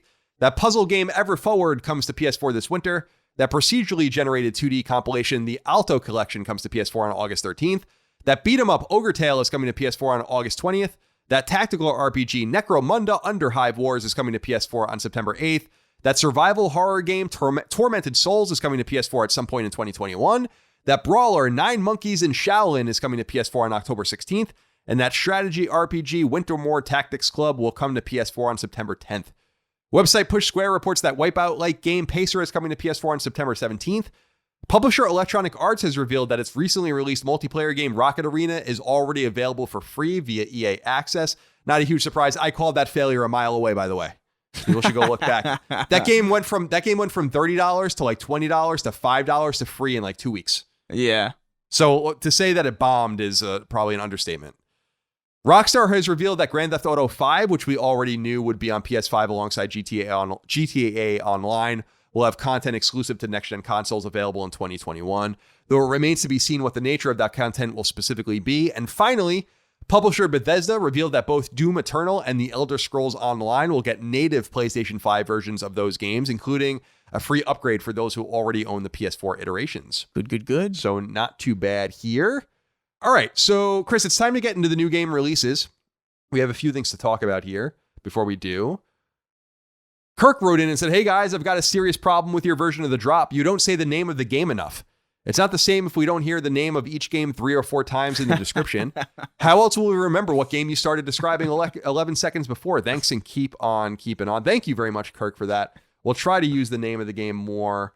And Philippe Martinez wrote in and said, "Hi, colonoscopy Colin and endoscopy Chris. I've gotten both of those." Oh, good. What about the review bombing on Fall Guys? Personally, I think it's a clear portrait on the dumb, stupid, moronic sack of dipshits that the gaming community is full of. Same turds that spoiled The Last of Us 2 and cry when something it's not up to their shitty standards. It's an indie title in their first day. Give the guy some slack for fuck's sake. Cheers from Madrid. I wanted to bring that up here just because we talked only briefly about Fall Guys, and that's one of the games that came out this week. Mm-hmm. What did you think about the review bombing of their games? They actually tweeted out and asked people to stop. Yeah, and they did it in a pretty reasonable way, I thought. Like, I don't know, like the fact that they got review bombed just because, you know, they're a small independent studio. Their servers probably got overloaded. They probably didn't anticipate that the game would be this massive, like, success on Twitch and like on all sorts of gaming platforms in general. Like, everybody seems to have played it at least once or is playing it regularly. It feels shitty to see like specifically an independent studio get like review bombed for something that's really not even really about the game really and more about just server upkeep. That's like kind of shitty. I don't support review bombing in general. I think it's just it's lying for protest, and I just find that that's like a really stupid method. You know? Yeah, definitely. I think it's stupid as shit and unfair as well. Yeah. Not big on it. So Fall Guys Ultimate Knockout did come out this week on PS4. It's free on PS Plus. A game called Chess also came out to PS4. And a Mobile Suit Gundam game called Mobile Suit Gundam Extreme versus Maxi Boost On came to PS4. What a name. However, there are other games that have come out this week, Chris. Are there? Now, before we get to them, are any of these games you know? Let me see. Nah. All right, perfect. I've never heard of any of these. Now let's tell people what they are. Wait a minute. What? Okay, so one of these we've heard of before. I swear to God, I've read this. But Wizard's Wand of Episcosity? Yeah, you have. because I remember having problems saying that word, but we'll get to it when we get to it, I guess. Well, tradition dictates you begin. Okay. So I throw it over to you. Buried Stars comes to PS4. Buried Stars is a game about buried stars, and you gotta dig them up. You gotta dig them up because it's dark outside at night, and we've lost electricity because of this powerful storm on the East Coast. We gotta get everybody's power back up. Let's get those stars back up in the sky. Get the moonlight back. Come on, you don't want to be standing around in the dark. What are you, some invalid? That's Buried Stars for PS4. Family Mysteries: Poisonous Promises comes to PS4. So Family Mysteries is a new series of games.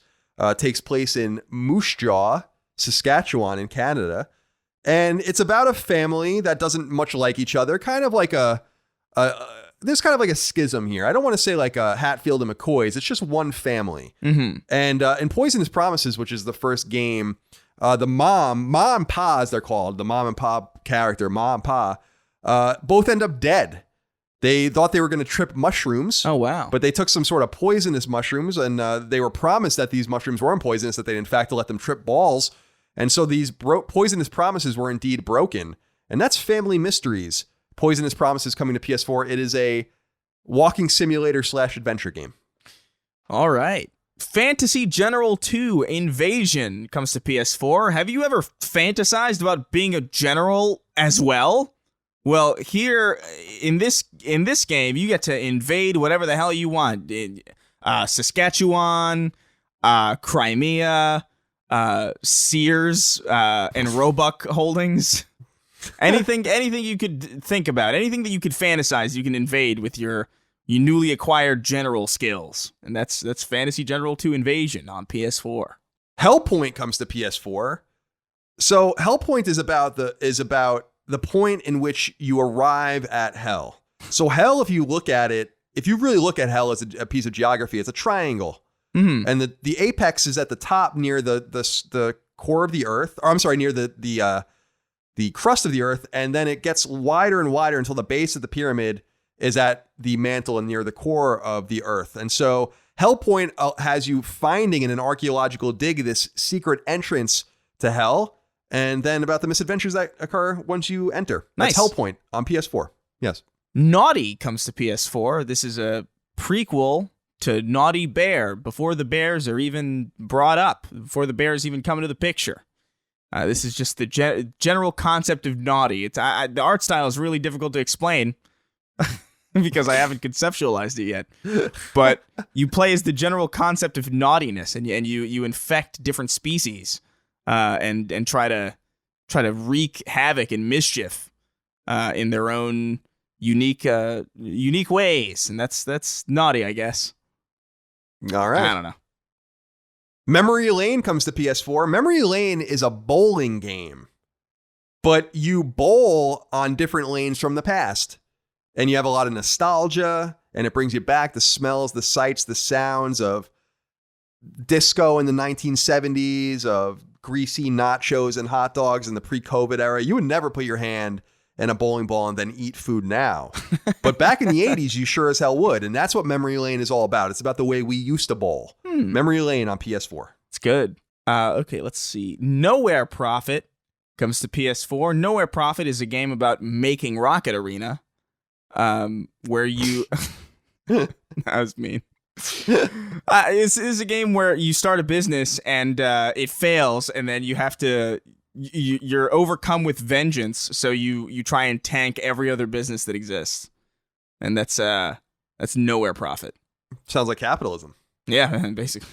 Pixelbot Extreme comes to PS4. Pixelbot Extreme is a 2D side scroller roguelite, and Pixelbot it's kind of, the name's kind of supposed to be ironic because when you look at Pixelbot, he's only a few pixels and he's not extreme at all. In fact, Pixelbot's like a little piece of shit, and Pixelbot is kind of tasked in this world, this 2D roguelite, procedurally generated world. He's just trying to get home. That's it. But because Pixelbot is so incompetent, because he's so small, because he's so unassuming, everything he has to do comes off as being extreme. Just him going to the grocery store is an extreme thing for him. He doesn't even want to get out of bed. And that's Pixelbot Extreme on PS4. Relicta comes to PS4. This is a game that probably has a lot of cobblestone in it. Probably has like swords and a little bit of magic, maybe. I get that vibe. You're trying to find something that's really important. It's a big MacGuffin, and you got to save the world from probably a big spider, maybe like a skeleton. Seems like one of those kinds of things. It definitely does. Yeah. Relicta is such a... That's not even close to any real word that I can't even begin to describe this to you. Well, it's funny because you're right about it. It's definitely got to be some sort of nerdy RPG because the word relic, yeah, and the suffix "ta" both indicate that to me. But I don't know for sure. Rogue Cube comes to PS4. So in the world of cubes, let me back up. Think about Lois Lowry's The Giver and how everyone saw him black and white, right? Except for like certain people that were allowed to see color and allowed to see the world the way it really is. Well, and there's a commune in Central Europe of all cubes. They're just all unassuming anthropomorphic cubes. And they all live their lives and they do what they're assigned. They get their assignments. They get their job assignments. They're married together and plan marriages. And Rogue Cube is about the one cube who doesn't want to live stifled in this commune, this black and white Giver Lois Lowry-like commune. He wants to get the fuck out of there. And so he is the Rogue Cube. And it's about how he murders all the other cubes around him in order to get out. Oh, so fun. no one ever can know what he did. Okay. Scully comes to PS4. This is a game about your skull, you specifically. You, the person listening to this. Your skull falls out of your own head while you're sleeping one day because you slept on the bed wrong, and it rolls down the stairs, out the window, down a drainage pipe, and your job as your skull is to get back to your deflated head. And it's a physics-based puzzle platformer. Sounds awesome. It comes to PS4. That's Scully. So Spitlings on PS4 comes out. Now this is a simple game. You can actually use your PlayStation Move controllers to play it if you want. You're basically just going to be given pictures of people's faces, and they're talking to other people, but slowly accumulating around their mouths are like little pieces of spit that you sometimes see, like little white gatherings of mucus and whatnot, and you use the PlayStation Move controller to just wipe the spitlings away and clean the guy's face up because he's with someone that's too embarrassed to tell him that he's got something on his face. Oh, nice. You don't have to worry about that. You can be totally unassuming and just help him out. And the quicker you get the spitlings off these various people's faces, they're in class, like it's a professor teaching a class, it's a guy giving a seminar, it's a cashier at a supermarket. The quicker you get the spitlings off them, the higher your score is because the embarrassment sinks deeper and deeper. And if you don't do it quick enough, then eventually someone with no shame tells them that there's spitlings on their face and they lose. And so do you. That's fun. Yeah. Steam Tactics comes to PS4 and PS Vita. This is a tactics-based game where all of your units and all of your characters are your money, and you have to navigate Steam sales. Oh. In a tactics-like environment. You have to make sure that, like, you know, your $20 has Overwatch on the, you know, the top selling category, and you got to make sure that, like, you know, your extra, whatever's in your Steam wallet is still charged enough to actually buy that game that you're never going to play, really. It's a very interesting twist on the formula. But, yeah, that's Steam Tactics. I like PS4 that. and PS Vita. That sounds awesome. Yeah. Watch VR comes to PSVR, and this is basically a game about watching someone else play VR.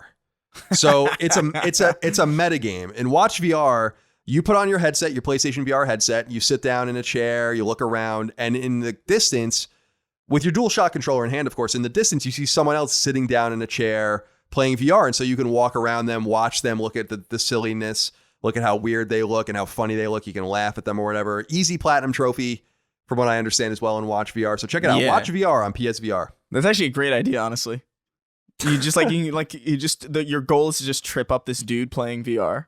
So you just have like access to like sticks and brooms and like baseballs and just like all the shit that you could throw at him. I like that idea. It's not a bad idea, honestly. No. Okay, Wizards Wand of Episcosity comes to PS4. This is a game about Harley Portlet, and he's an orphan in Albion, and he gets summoned to a wizarding school, and he has to fight a man called Hugo Noseless, and it's 7 really long episodes of just a bunch of magic shit, and that's probably, I don't know. That seems like probably what it is, vaguely at least. So it's a wizard game. It comes to PS4. Fair enough. Yeah. And finally, Zaccaria Pinball comes to PS4. Again? Did it come last week too? I feel like I remember reading this on like an older episode of The Drop. Well, it's back. And of course, people will remember then that Zaccaria Pinball is based on the Old Testament, particularly the Pentateuch, the first 5 books of the Old Testament. And it's just about surviving getting smited by God. Good. God doesn't want you to get the ball in the hole. The machine blows up. Just like the bush burned. Yeah, exactly. Just like the snake ate the apple or whatever. I don't know what happened. Yeah. The snake didn't eat the apple. Eve ate the apple. Yeah. The snake gave the apple, I think. Thanks, Eve. By the way, I looked up Relicta. It's a complete opposite. It's some sci-fi portal looking thing. Oh, okay. Well, we were wrong there. Yeah, I guess. All right, that's all for this week's games. Nothing here, both real or fake, that I would necessarily recommend. Fall Guys, obviously, if you want to check it out, because it's free. But yeah, I've heard good things about Fall Guys. Me too, but it's definitely not my kind of game. But it might be other people's kinds of games. All right, Chris, tradition dictates that we end our show with 6 questions, comments, concerns, thoughts, and ideas from the audience submitted on Patreon at patreon.com/ColinsLastStand. Thank you again for your support over there. We'll begin with Oliver Gia, who wrote in and said, "Dear Cocky Colin and Conniving Chris, here's a question that I think might be cause for some debate. Are visual novels actually video games? This niche genre, as its admirers will well know, emphasizes story above all else, and the vast majority of time is spent reading through copious amounts of text. They utilize the medium of video games to have music and voice acting and have far more interactivity than a simple book or manga. Typically, the only real gameplay, so to speak, is the occasional narrative choice that may lead to multiple endings, but some visual novels, like Higurashi When the Cry and Planetarian, are completely text and have no choices at all. Others like Phoenix Wright and Danganronpa combine visual novel storytelling with point-and-click adventure-style gameplay. As such, I think it's quite hard to box visual novels into just one category sometimes. The question still remains, though, are they actually video games? Would appreciate hearing your thoughts. Stay safe and don't forget your mask. Chris, are visual novels video games? I think they can be. To me, a video game really only needs one requirement, and that's really kind of like a video game needs to have a fail state to me for me to consider it a video game. Like if it's a game that you can't lose, then it really is just kind of like an experience. It's kind of like a virtual kind of it's almost like going to a concert in VR, you know, where it's like, okay, so this is a virtual experience that's kind of tailor-made for you, but you can't fail it. Not saying that anything that doesn't have a fail state is like a bad experience, but you know, I just feel like intrinsic in the definition of video game is the word game, and a game kind of implies competition, whether or not that's competition between you and other players, or whether or not that's a competition between you and the AI or you and the level design. There's some level of like, you know, challenge, even if it's really like kind of muted and it might not always be like super, super difficult. There's always some semblance of trying to challenge the player in some way.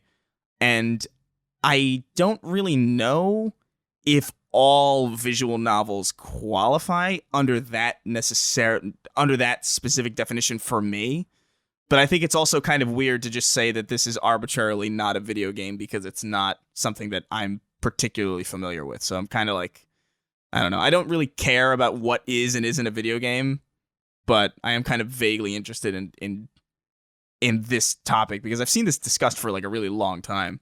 Yeah, I don't know the answer because I think Oliver gets into some interesting stuff. He brings up Phoenix Wright, which is a good example. I love that series, but Danganronpa is an even more interesting series because it is a visual novel, and he says they combine it with point and click adventure style gameplay. They do, but Danganronpa is actually real time as well in the class trials. So that definitely is a video game, and I would say obviously Phoenix Wright is a video game if other adventure style games are video games. Yeah. I think my bigger thing with this though, Chris, is like, who cares?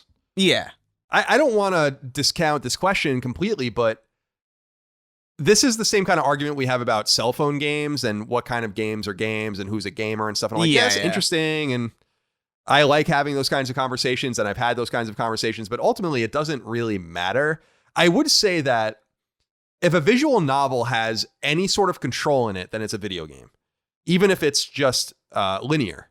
So if you're just pressing buttons to speak to people and like pointing at people or whatever, I think that's a game. Otherwise, if it's literally just reading a book, then it's a book. But I don't know that I've ever truly encountered a visual novel or seen one that was just that. Usually there's something more to it, some sort of inventory management, some sort of non-linearity, some sort of multiple choices or multiple endings or whatever. There's always something in there that's gamey. You can get like really granular with it too, because you could theoretically argue that a DVD menu is technically like a video game. You know what I mean? Because you're interacting, you're using a controller input method to kind of interact with like a digital thing on screen, and you're just sort of selecting between different things that are like vaguely tangentially experiences. But like, it is like just a really kind of nothing conversation because it doesn't really, like, even if you got the answer, like what would it change? You know what I mean? Like if we had a definitive answer, this is or this isn't a video game, like what would be gained from it, really, if anything? Yeah, like I don't really know what the purpose of the conversation is. I just find it interesting to see like what people think like a video game should be. Yeah, I don't know. I guess we can have a conversation over the coming weeks, I guess. I guess so. We've opened up the Pandora's box. Thank you, Oliver. Michael B Jordan. And said, "Hi, CNC. This year has been a mess. Every game reveal event just as lackluster as the last. Has this year finally proven that we need E3? If E3 happened this year, we'd have release dates for both games and consoles. We'd have prices for the consoles instead of these individual lackluster events. All the goodies would have been packed into a single giant blowout. Doesn't this year show that not only do we need E3, but it's set to come back with a vengeance?" Well, I don't know if that's necessarily like a fair way to phrase it, Michael B. Michael B. Because we've had lackluster E3s before. Like, that's like a thing that's happened. But also just, if E3 happened this year, presumably we wouldn't be having like a pandemic. Like, the only reason that E3 isn't happening is because there's a pandemic. So it's almost like intrinsically like linked to the reason why things are taking so long anyway. You know what I mean?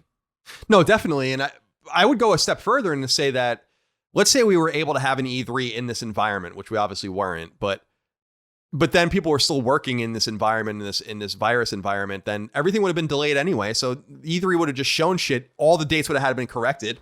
Then we would have had to have all these weird press releases. People would have gotten upset. If anything, I believe the exact opposite is true, Michael. I think this year showed that we do not need E3.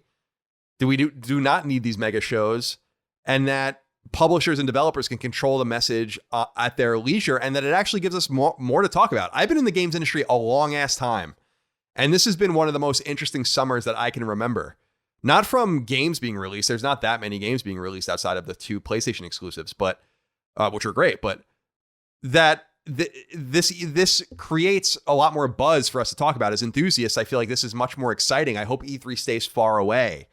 And I don't know that E3 is ever going to come back with a vengeance, because I think that no matter when vaccine goes out and we kind of get the all clear, I think there's just going to be a permanent group of people that never want to be at those things again, that would usually go. Yeah. And that goes for E3, Gamescom, TGS, PAX, whatever. Like, I'm not a germaphobe at all, but I think I'm going to think twice about all these things that I used to take for granted too. And I don't think so my interpretation of this is the exact opposite. I think this year, Michael, showed that E3 doesn't need to exist and has given people a lot more flexibility.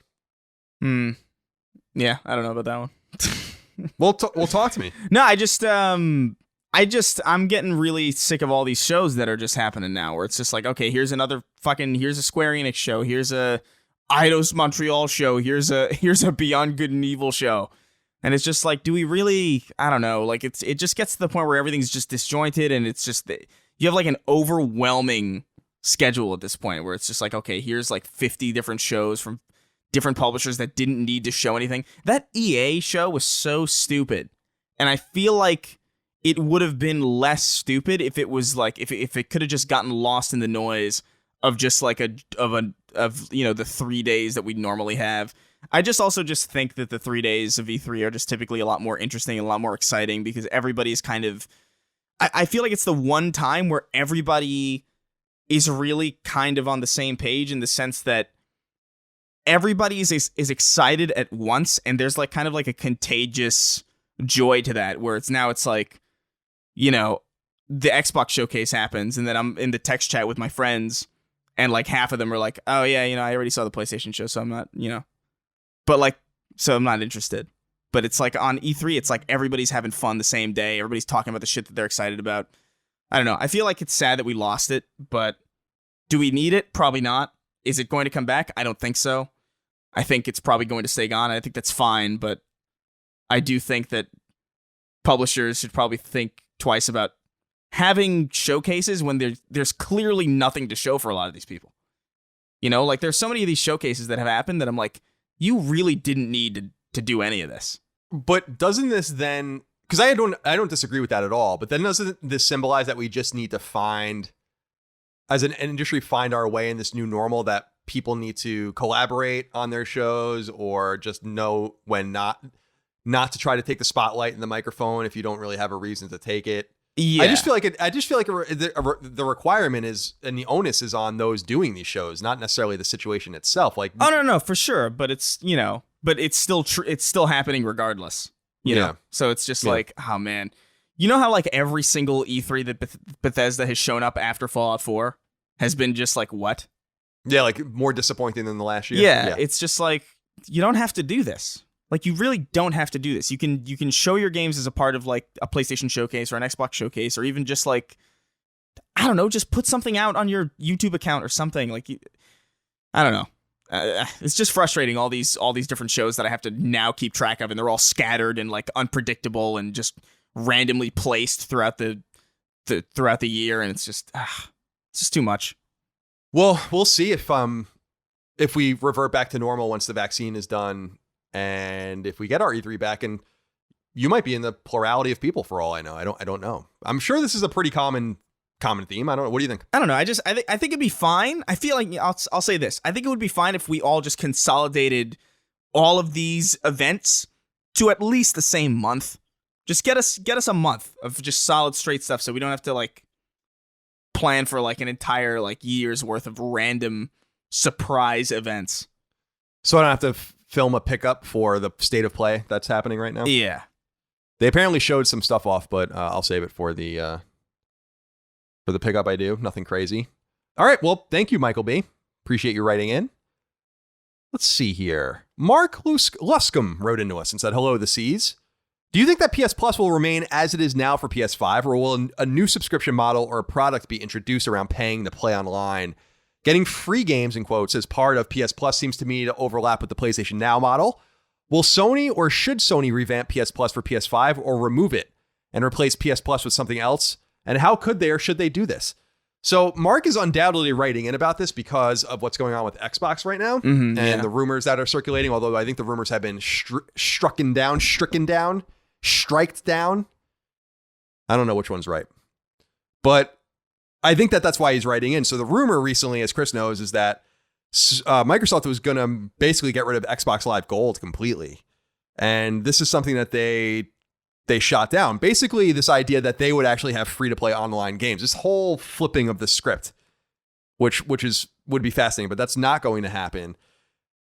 First of all, what did you think of those rumors when you heard them? They dispelled them. They felt like they needed to come out and say something about it, but just this very idea that Microsoft was going to streamline their own services certainly brought me pause about what Sony should do as well. Yeah, I didn't think for a second that was going to happen.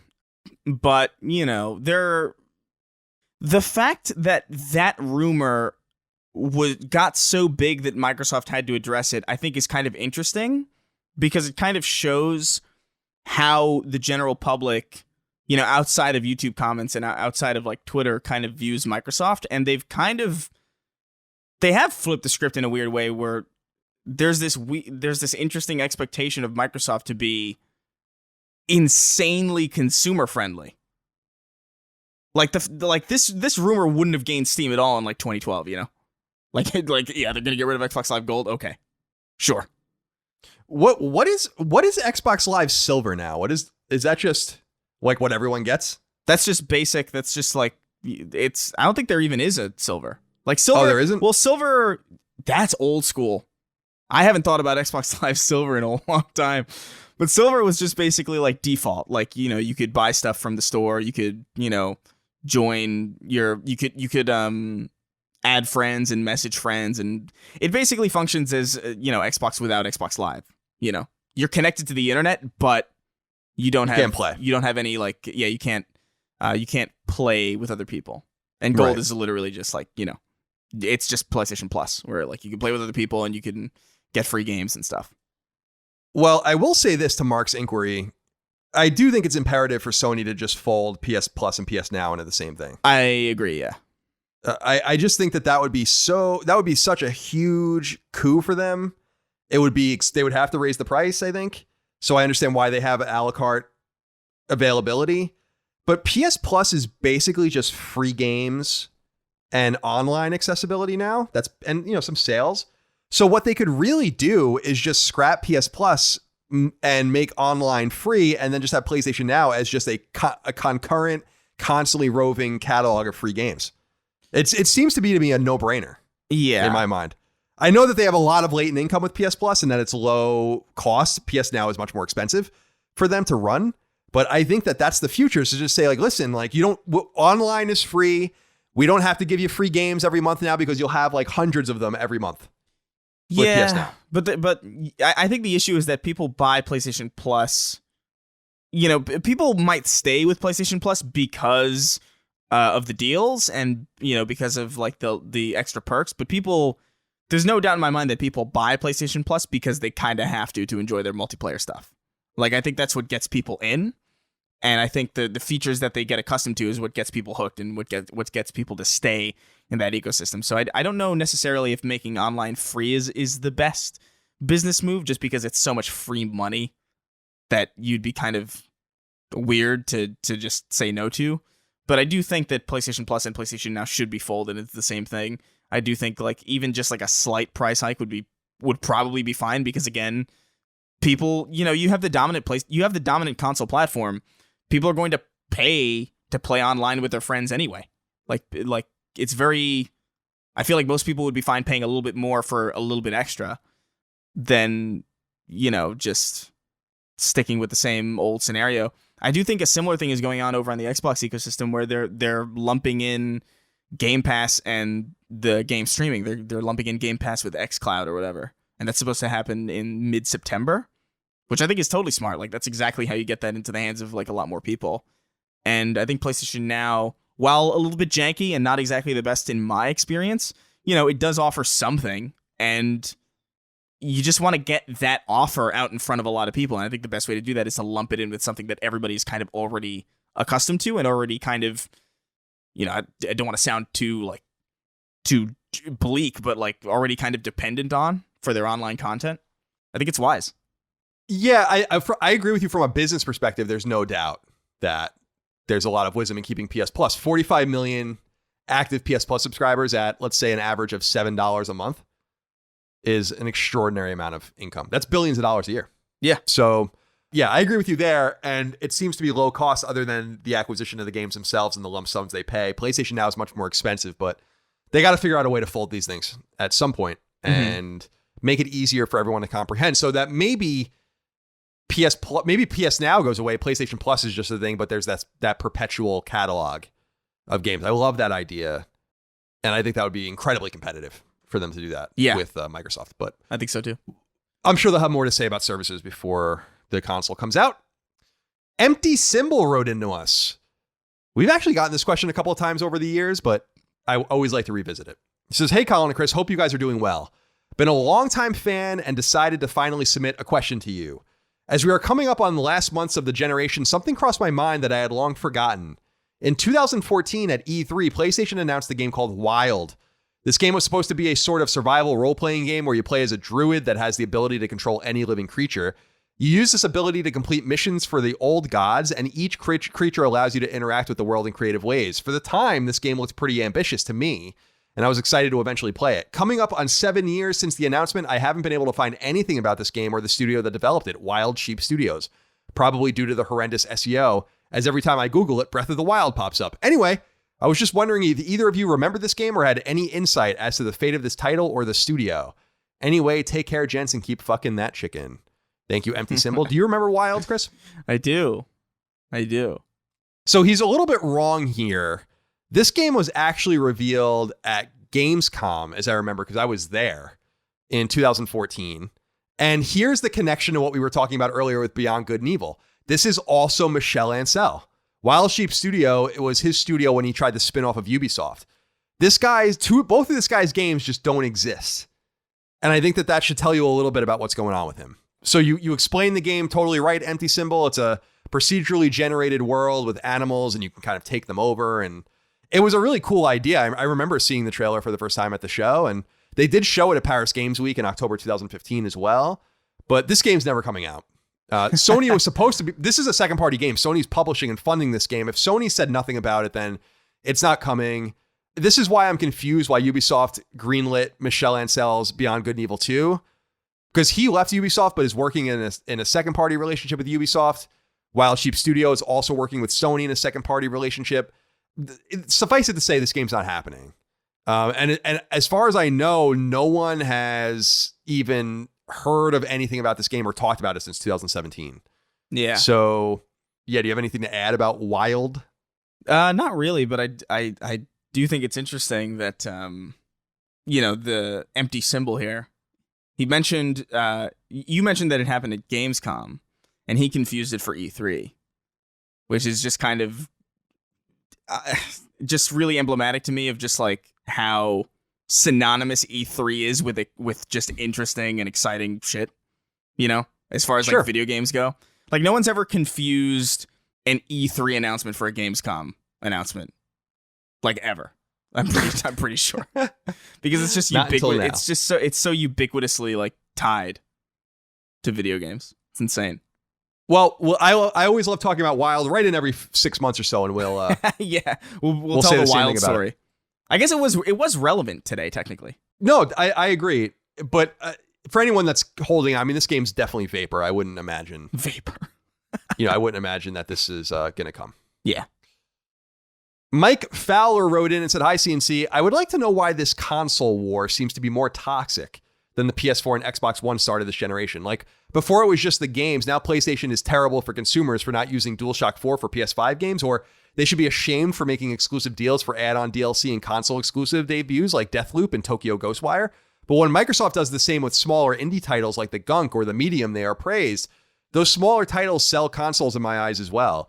Even bigger game sites are fueling the fire with the news headlines to make Sony older style of console launch compared to Microsoft's sound bad." I wanted to use this one, Chris, from Mike, because I don't agree at all.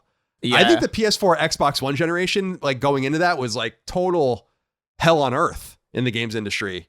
And maybe it's because I was actually still in the media at that time, but I remember it being horrible. And I don't feel like it's that bad right now. I don't know what your interpretation more on the outside is, Chris. Yeah, no, I feel like it's a lot more positive, honestly. I feel like because the big three are doing such vastly different things that there's less really for people to argue about, because there's really less, not that there's less competition, but there's less overt and direct competition between the big three. It very much seems like Microsoft is doing their own thing, Sony's doing their own thing, and Nintendo's doing their own thing, and they're still competing with each other in the sense that, they're trying to get into your house, but it doesn't feel nearly as close to the Xbox One or PS4. Honestly, even the 360 and PS3. The 360 and PS3 generation is the one that I remember as being like particularly, that was like the Genesis Nintendo kind of, man, you have this, fuck you. Like I remember that a lot in like comment sections, and like now I see a lot more positivity and just like, oh yeah, I'm looking forward to Ghost of Tsushima. Oh yeah, Game Pass is so good. Oh man, Breath of the Wild's amazing. Like I just don't see nearly as much negativity as compared to like even just the last two generations. I'm with you. That's why I'm curious what Mike's seeing, because, well, he tells us what he's seeing. If you see news headlines with incendiary headlines and incendiary articles, it's because the games media needs you to click on shit more than ever. But I got to say, I feel like there's a lot of peace and kumbaya shit going on compared to the way it used to be. I've been in this industry, like I said, a long time. This is far from my first console launch. Yeah, like, and I'm not seeing it that way. Yeah, like it's like Cuphead. Cuphead is on PlayStation now. Halo is on PC. Horizon's on PC. Death Stranding's on PC. The Xbox Live Gold is apparently going to be on Switch at some point. Like it's such a completely different ecosystem now than it really ever has been, and I just don't see negativity outside of just like the standard, like, click farms kind of thing where it's like, oh yeah, I need clicks on my incendiary article to get noticed, and that stuff's always been around and always probably will be around as long as there is media on the internet. But I just don't think it's even close. Yep, yeah, 100% agreed. I will say Mike is right about people getting a little salty about third-party exclusives, but third-party exclusives are not really a new phenomenon. So, for instance, Deathloop and Tokyo Ghostwire are Bethesda-published games that are coming first to PlayStation, while the Gunk and the Medium are smaller games that Microsoft's getting on Xbox. The people, I think, thought third-party exclusives were really going to go away. They actually kind of went away this generation. They were really more prominent in the PS3 and 360 generation, and certainly before that. Yeah. But those do seem to be coming back. That is creating some anger amongst some people, but I think that's a drop in the bucket compared to the I don't want to say the positivity. Everyone's always mean on the internet, but it's all relative. It's all relative, I guess, is what I'm saying, Mike. So yeah, for sure. And also just like, I don't know. Like I remember there was a big Destiny thing back in the day, like when Destiny had like exclusive content for like a year on PlayStation. I remember just being like, what the fuck is this? Like that was infuriating compared to a lot of stuff now, which is just like, whatever. All right, Chris, let's wrap up with Mr. Potato Balls. Of course, yes. He wrote in and said, "Hey there, Covenant Chris and C-Word Colin. Long time, first time. Just wanted to see what you guys thought about the apparent backpedaling by Take-Two in regards to the $70 price jump on games. Recently, they've clarified their statements and said that not all their next games will necessarily be making that jump. My question is, do you think this is in response to backlash and Ubisoft's own announcement of $60 this holiday season, or do you think this was them just testing the waters? Personally, I think the jump is overall justified, and while I enjoy being able to save a few bucks, this hobby is still an amazing value when it comes to time entertained and the cost. I agree there. These $60 games often offer a value of only a few bucks per hour played, with some 100+ hour epics giving you that entertainment for basically pennies per hour. Compared to movies, books, etc., it seems to me that dollar for dollar gaming is one of the best deals out there. Hope as always that you and your families are well and safe, brothers. And thanks for making whatever day I get around to listening to this podcast pretty dang nice. You're welcome, Mr. Potato Balls. Thank you for your support. You and all of your tuber family. Now, Chris, they did start rolling this back a little bit with Take-Two, Strauss Zelnick and those guys, saying that not all their games will be that way. This is, of course, referencing Ubisoft's insistence that their holiday games, whether on PS5 or PS4, will cost $60. Do you think that there is a backpedaling, or do you think that they're just trying to test the waters here? Because my whole thing here is still that I think that Ubisoft is simply saying that they're not going to play that game yet. Yeah. And that it'll happen next year when they make next gen only games. Yeah. No, I think you're totally right.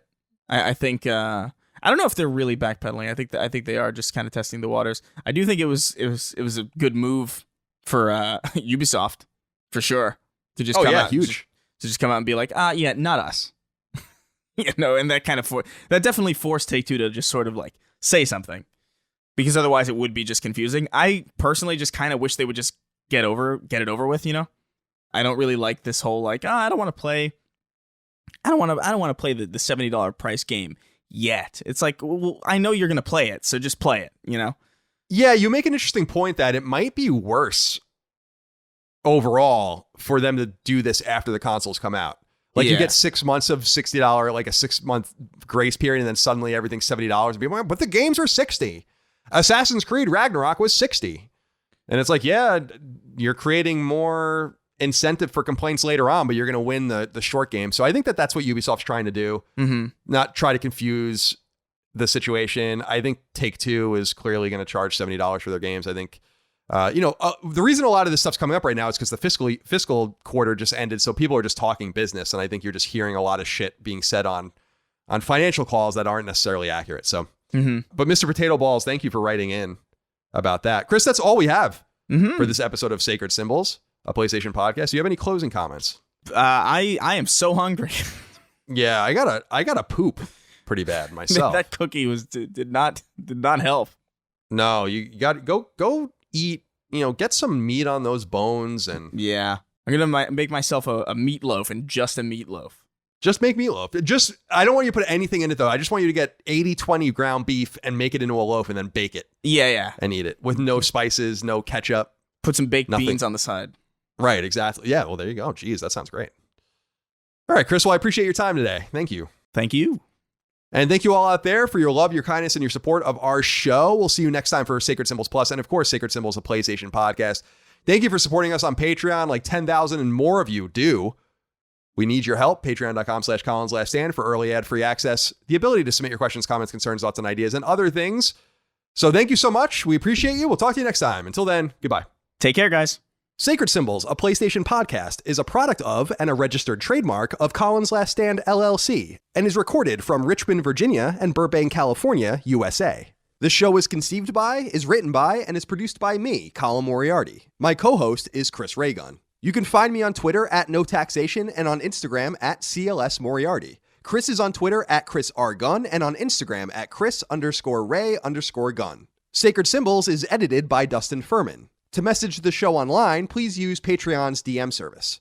As you know, all of Colin's Last Stand shows, including Sacred Symbols, are fan-funded on Patreon at patreon.com/ColinsLastStand. The following names are at the producer level or higher on Patreon, and we are eternally grateful for your kindness, generosity, and fandom. Avery Lewandowski, an unofficial controller podcast, Andrew Morgan, Gregory Slavinsky, Stephen Nieder, Ross Marenka, Zach Parsley, Jerome Ferreira, John, Miguel A. Brewer, Morgan Ashley, Ben, Azan, Toothless Gibbon, Isaac Wasterman, Michael Vecchio, Joey Finelli, SL the FMA, Ryan T. Mandel, Jorge Palomino, Paul Joyce, Enrique Perez, Don Lee, Daniel Diamore, Brad Cooley, Jeremy Key, Patrick Leslie, Homeworld Hub, Nelson LeBlanc, Daniel Johnson, Sticks and Crits, Alan Abraham, Zach Bonham, Jay Getter, Vexius, Bjorn Campbell, Greg Lotta, Galja, Todd Paxton, Darren Gardner, of Fortuna, Boots, Megadet, Kevin Komaki, Saul Balcazar, Raul Melendez, Robbie Hensley, Daniel Margaka, Bloody Fang, Eric Harden, Matt Martin, Rodney Coleman, Chris Moore, Spencer Brand, TB Lightning, Antti Kinnunen, Taylor Barkley, Travis Plimal, Chris Galvin, Ryan Murdoch, Jesse Owens, Mason Cadillac, Scott Lovelace, Chris Buston, George Anthony Nunez, Kyle Hagel, Colin Love, Daryl E. Naiman, Ryan R. Kittredge, Michael S., Joshua Smallwood, Damon Weathers, Cody Bradbury, Carl Tolman, Richter86, Barrett Boswell, Andrew Parker, Donnie Nolan, Patrick Harper, Gerald Pennington, Greg Juliffs, Blake Israel, Sean Mason, Josh Gravelick, Brian Chan, Connor Gashian, Lawrence F. Prokop, Organic Produce, James Kinslow III, Tyler Bello, Mubarak, Alan Tremblay, McDog 18, Richard Hebert III, Miranda Grubba, Marius Scarson Peterson, Ray Leja, Throw 7, Josh Yeager, Martin Beck, Nathan R., Joe McPartlin, Gamer Filmaholic, Ahmad Tamar, Eric Finkenbeiner, Lou and Ray Loper, Josh Bushing, Dylan Burns, Betty Ann Moriarty, John Schultz, David Chestnut, Anton K., Corey Wyatt, Tony Zuniga, Alex Cabrera, Lennon Brixey, Hugo's Desk, Peter Reynolds, William O'Carroll, Phil Crone, Mike Wayan, Adam Nix, Josh McKinney, Michael Gates, Alex Gates, Sean Chandler, Petro Rose, Gio Corsi, Justin Wagaman, Jason Pettit, Chad Lewis, Jeff Pollard, Shane Rayum, John Cordero, Mark Boggio, Keith A. Lewis, Tyler Harris, Matthew Purdue, Toby Shootman, Eric Bateman, Mad Mock Media, Josh M., and Jonathan Rice.